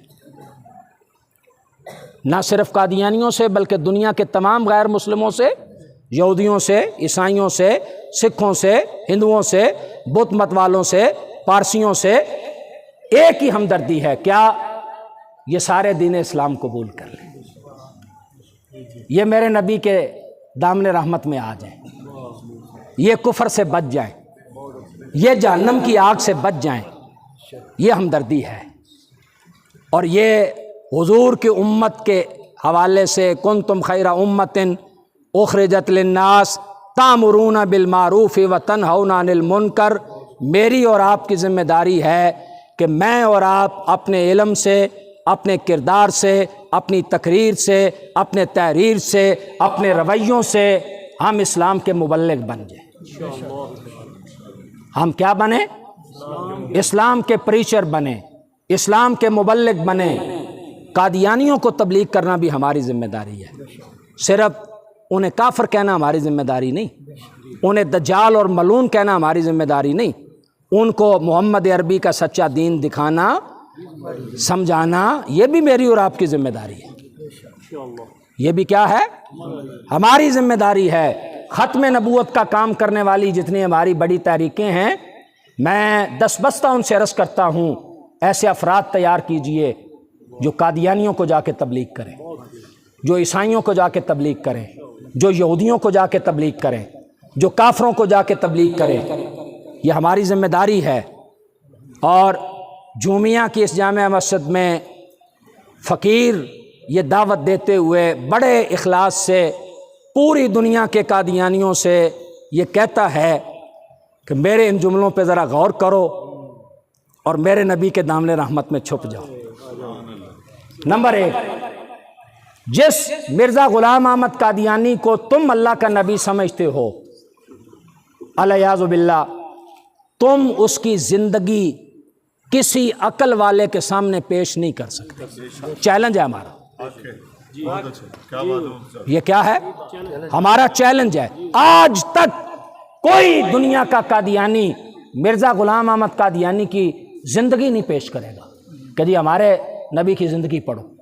وہ حیات عیسیٰ پہ بات کرے گا، رفع عیسیٰ پہ بات کرے گا، اور موضوعات پہ بات کرے گا، یہ نہیں کہے گا کہ جی ہمارے نبی کی زندگی پڑھو۔ ہم پوری دنیا کے قادیانیوں کو دعوت دیتے ہیں پورے سچے جذبے سے، اخلاص سے، اللہ کی عزت کی قسم تم اس جھوٹے کو نبی مانتے ہو جس کی تم زندگی کسی عقل مند کے سامنے پیش نہیں کر سکتے۔ ہم اس آقا کو نبی مانتے ہیں جس نے مکہ میں کھڑے ہو کر اپنی نبوت کی پہلی دلیل میرے نبی نے اپنی 40 سالہ زندگی پیش کی۔ کیا کہا تھا؟ قد لبثت فیکم عمرا من قبلہ، اے مکہ والو میں زندگی کے 40 سال تمہارے درمیان گزار چکا ہوں۔ تم نے خلوت بھی دیکھی، تم نے جلوت بھی دیکھی، تم نے پڑوسی پن بھی دیکھا، تم نے تجارت بھی دیکھی، تم نے محلے داری بھی دیکھی، تم نے بول بھی دیکھا، تم نے تول بھی دیکھا۔ کوئی ہے ماں کا لال انگلی اٹھا سکتا؟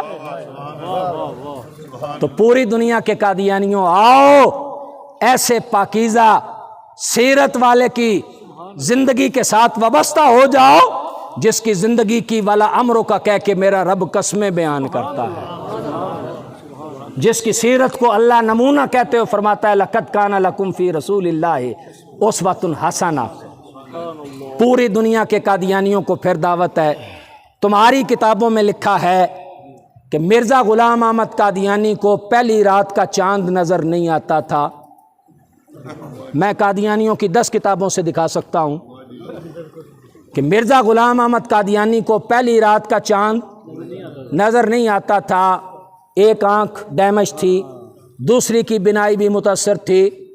میں نے کہا تم اس جھوٹے کو اللہ کا نبی مانتے ہو جس کو اپنی آنکھوں سے سامنے پہلی رات کا چاند نظر نہیں آتا۔ میں اس محمد کریم کا غلام ہوں جس کی آنکھیں جس طرح ظاہر سامنے دیکھتی ہیں اسی طرح سر کے پیچھے دیکھتی ہیں۔ پھر پوری دنیا کے قادیانیوں کو دعوت دیتا ہوں، تم اس کو مانتے ہو الیاذ باللہ نبی جس کو پہلی رات کا چاند نظر نہیں آتا تھا۔ ہم اس لجپال کریم آقا کے غلام ہیں جو پنگوڑے میں بچپن میں اگر رات کو انگلی کا اشارہ کریں جدھر انگلی جاتی تھی چاند ستارے ادھر حرکت کرتے تھے۔ پھر پوری دنیا کے قادیانیوں کو دعوت دیتے ہیں، تم اس ملعون کو الیاذ باللہ اللہ کا نبی مانتے ہو جس کو پہلی رات کا چاند نظر نہیں آتا تھا۔ ہم اس لجپال کریم آقا کو اللہ کا نبی اور سارے نبیوں کا امام مانتے ہیں جو جبل ابو قبیس کے نیچے کھڑے ہو کر ید اللہ کے ہاتھ اٹھائے تو میرا رب چاند 2 ٹکڑے کر دے، ایک پہاڑ کے اس جانب ہو جائے، دوسرا پہاڑ کی دوسری جانب ہو جائے۔ پھر اخلاص کے ساتھ پوری دنیا کے قادیانیوں کو دعوت دیتے ہیں، تمہاری کتابوں میں لکھا کہ مرزا جب دنیا سے گیا تو ہیضہ کا مریض، ہسٹیریا کا مریض اور الیاذ باللہ فضلہ بجائے مکت سے خارج ہونے کے منہ سے خارج ہو۔ الیاذ باللہ تم اس پلید کو ناپاک کو نبی سمجھتے ہو جس نے خود اپنی کتاب میں لکھا جو جھوٹے دعوے کرتا ہے اور جو جھوٹی بڑے مارتا ہے وہ گندگی کا کیڑا ہے، گندگی میں جیتا ہے، گندگی میں مرتا ہے۔ میرے رب نے ساری دنیا کو دکھا دیا یہ نبوت کا جھوٹا دعویٰ کرنے والا گندگی میں جیا، گندگی میں مرا۔ ہم تمہیں صمیم قلب سے دل کی گہرائیوں سے اخلاص سے دعوت دیتے ہیں، تم اس کو نبی مانتے ہو اور ہم اس کو نبی مانتے ہیں کہ جس کا دہن اقدس کا لعاب بھی بیماروں کی شفا ہے، جس کے دہن اقدس کا لعاب بھی بیماروں کے لیے شفا ہے، کھاری کنووں کو میٹھا کرتا ہے، جناب علی کی آنکھوں کے دکھتی آنکھوں کو ٹھیک کرتا ہے، آشوب چشم کو ٹھیک کرتا ہے، اور قتادہ کے بازو پہ لگتا ہے تو پلاسٹک سرجری کا کام کرتا ہے۔ ہم اس نبی کا کلمہ پڑھتے ہیں، آ جاؤ ہمارے سچے نبی کے دامن رحمت میں چھپ جاؤ۔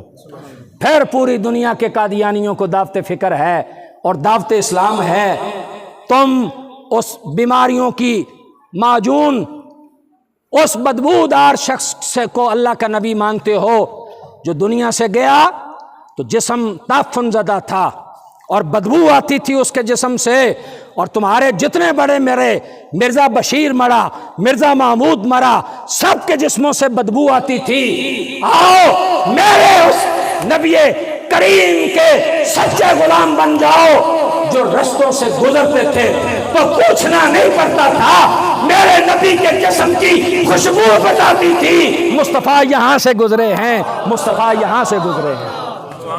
سبحان اللہ،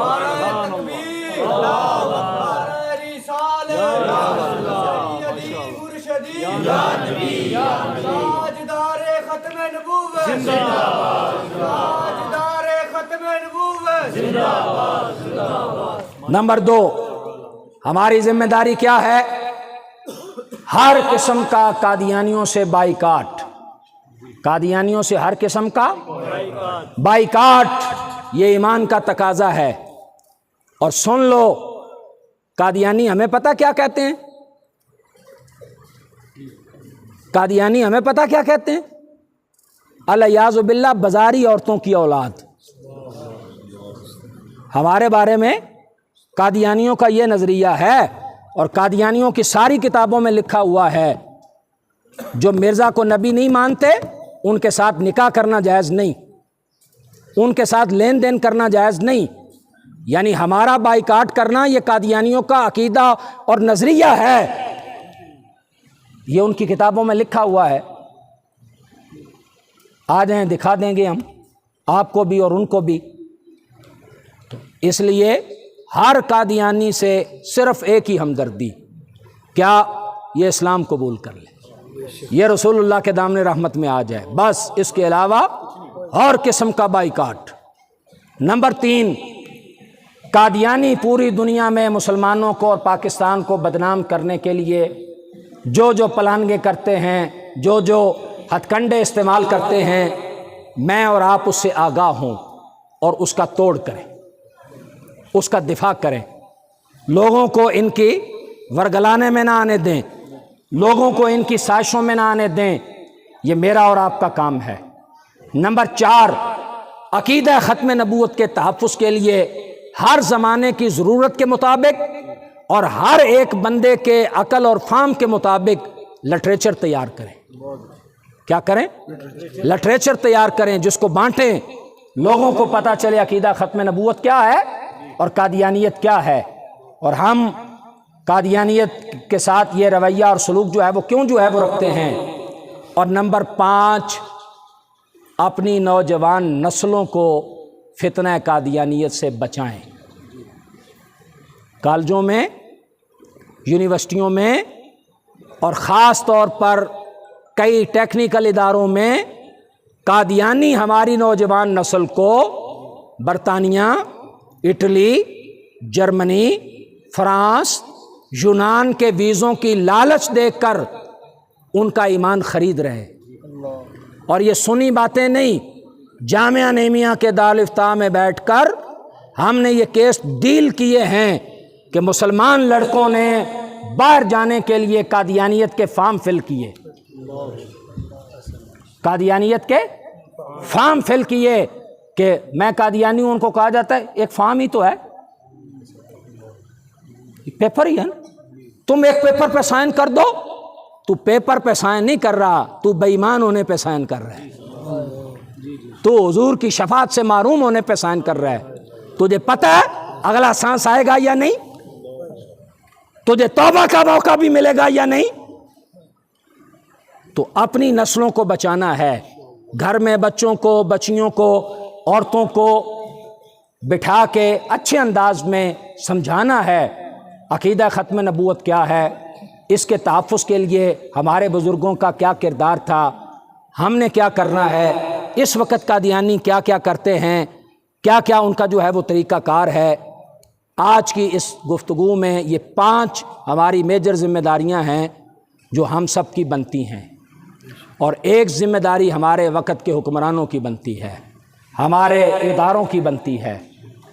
جیسے پیچھے ہمارے محترم آرمی چیف صاحب کا بیان آیا کہ جو شریعت اور آئین کو نہیں مانتے ہم انہیں پاکستانی نہیں سمجھتے، یہ آپ نے پڑھا تھا نا، یہ میڈیا پہ چلا، اخباروں میں چھپا، جنرل حافظ عاصم منیر صاحب نے کیا کہا کہ جو شریعت اور آئین کو نہیں مانتے ہم انہیں پاکستانی نہیں سمجھتے. ہم جنرل صاحب سے مطالبہ کرتے ہیں، یہ ملعون نہ شریعت کو مانتے ہیں نہ آئین کو مانتے ہیں. قادیانیوں نے نہ شریعت کو مانا ہے اور نہ آئین پاکستان کو مانا ہے. آئین پاکستان میں 7 ستمبر 1974 کو قومی اسمبلی نے قائد ملت اسلامیہ حضرت علامہ شاہ احمد نورانی صدیقی علیہ رحمہ کی وہ قرارداد جو 22 قومی اسمبلی کے ابتدائی ممبران پھر 37 اسمبلی کے ممبران کے دستخطوں کے ساتھ پیش ہوئی. اسمبلی کے ان کیمرہ سیشن اجلاس میں مرزا ناصر کو بلایا گیا، سوال و جوابات کیے گئے. قومی اسمبلی نے فیصلہ کیا کہ قادیانیوں کے دونوں گروپ مرزائی بھی لاہوری بھی دین اسلام سے خارج ہیں، کافر ہیں، شرعی طور پر بھی اور آج سے آئینی طور پر بھی. تو نہ یہ شریعت کو مانتے ہیں نہ آئین کو مانتے ہیں. جنرل صاحب آپ اب ان کے بارے میں کیا کہتے ہیں؟ آپ ان کے بارے میں کیا کہتے ہیں یہ بھی تو ہمیں بتائیں نا، ہم سننا چاہتے ہیں. اپنی ذمہ داری ادا کیجیے. قادیانی کہتے ہیں جی ہمیں حقوق نہیں دیے جاتے. بھئی حقوق تو اس کو دیے جاتے ہیں جو ملک کا قانون مانے. کبھی کسی قادیانی نے اپنے آپ کو غیر مسلم کہا؟ وہ تو ہمیں غیر مسلم کہتے ہیں، ہمیں غیر مسلم کہتے ہیں، کافر کہتے ہیں قادیانی ہم مسلمانوں کو. تو انہیں کس چیز کے حقوق؟ اور اگلی بات توجہ سے سنیں، بس گفتگو ختم، کہ بھئی حقوق تو ملتے ہیں اقلیتوں کو ان کے مذہب کی بنیاد پر. تمہارا کون سا مذہب ہے؟ میرا سوال ہے آپ سارے لوگوں سے، قادیانیت کون سا مذہب ہے بھئی؟ یہودیت ایک مذہب ہے، عیسائیت ایک مذہب ہے، بدھزم ایک مذہب ہے، زرتشتزم ایک مذہب ہے، سکھزم ایک مذہب ہے، اور دنیا کے 20 مذاہب ہیں. ہمارے پروفیسر ڈاکٹر قاضی فرقان احمد صاحب یہ تقابل ادیان کے استاد ہیں. تو ڈاکٹر صاحب یہ سارے مذاہب ہیں، ان کی بنیادیں ہیں. قادیانیت کون سا مذہب ہے؟ بھئی قادیانیت تو حرام زدگی ہے، قادیانیت تو ڈاکہ ہے، قادیانیت تو چوری ہے. اس کو کون سا حق ملے؟ چوروں کو بھی حق دیں. بھئی ڈاکوؤں کی گردنیں اڑائی جاتی ہیں، انہیں حق نہیں دیے جاتے. پروگرام سن رہی ہے. چلو نعرہ رسالت، نعرہ رسالت، نعرہ حیدری، تاجدار ختم نبوت. اگر کوئی مذہب ہوگا اقلیت کا تو اس کو مذہبی آزادی بھی ملے گی اور مذہبی حق بھی ملے گا. اور اگر کوئی آئین کو مانے گا تو آئینی حقوق بھی ملیں گے. اور جو مذہبی نہیں ہے اس کو حقوق شقوق کوئی نہیں، ان کا حق شک کوئی نہیں. ان کو صرف اتنی مہلت ہے، پہلے میں نے دعوت دی ہے میرے نبی کے غلام بن جاؤ، اسلام قبول کر لو، عزتیں بھی لو حق بھی لو، عزتیں بھی لو حق بھی لو. مولانا شفیق صاحب نے بتایا، پہلے بھی ایک بھائی صاحب نے بتایا کہ ہماری مائیں بہنیں بیٹیاں بھی اس پروگرام کو سن رہی ہیں. 2-4 گزارشات ان سے بھی کرنا چاہتا ہوں. اپنے شوہروں کو، اپنے بھائیوں کو، اپنے بیٹوں کو دیندار بننے دیا کرو. شوہر داڑھی رکھ لے تسی کی کر رہے ہو یہ نہیں کہنا. بیٹا داڑھی رکھ لوے، پتر تیری کیڑی عمر ہے داڑھی رکھنے دی؟ بڑی عمر پئی. میرے نبی علیہ السلام کی یہ جتنی کنیزیں میری مائیں بہنیں بیٹیاں سن رہی ہیں، آپ نے اسلامی معاشرے میں کردار ادا کرنا ہے حضرت سیدہ خدیجہ کا، سیدہ عائشہ کا، حضرت سیدہ حفصہ کا، سیدہ ام سلمہ کا، سیدہ ام حبیبہ کا، سیدہ میمونہ کا، سیدہ جویریہ کا، سیدہ صفیہ کا، سیدہ زینب بنت خزیمہ کا، سیدہ زینب بنت حجش کا. ان کا کردار آپ نے ادا کرنا ہے. اور پھر سب سے بڑھ کر ملکہ فردوس بری، نور چشم رحمت للعالمین، سیدہ طیبہ طاہرہ حضرت سیدہ فاطمہ الزہرا کا کردار ادا کرنا ہے، جنہوں نے اپنے بچوں کی حسنین کریمین کی تربیت کی، نبی علیہ السلام کے دفاع میں کعبے کے سین میں گئیں، حضور علیہ السلام کی پشت مبارک سے اوجڑی اتاری اور مکہ کے کافروں کو بد دعائیں دیں۔ تو آپ کا بھی کردار ہے، آپ کا بھی فریضہ ہے، اپنے گھر کے مردوں کو دیندار بنائیں، اپنے بچیوں کی اچھی تربیت کریں، بچوں کی اچھی تربیت کریں، اور خاص طور پہ پورے ملک میں جب ختم نبوت کے حوالے سے تحریک چلے تو آپ اپنے بچوں کو، اپنے خامدوں کو، اپنے بھائیوں کو، گھر کے مردوں کو باقاعدہ تیار کریں کہ ہماری طرف سے پوری اجازت ہے، ہم آپ کے ساتھ ہیں، آپ کے لیے دعا گو ہیں، ضرورت پڑے تو اپنی جیب سے پیسے بھی دو اور کہو کہ جاؤ میرے نبی کے دین کے لیے نکلو، عقیدہ ختم نبوت کے تحفظ کے لیے نکلو۔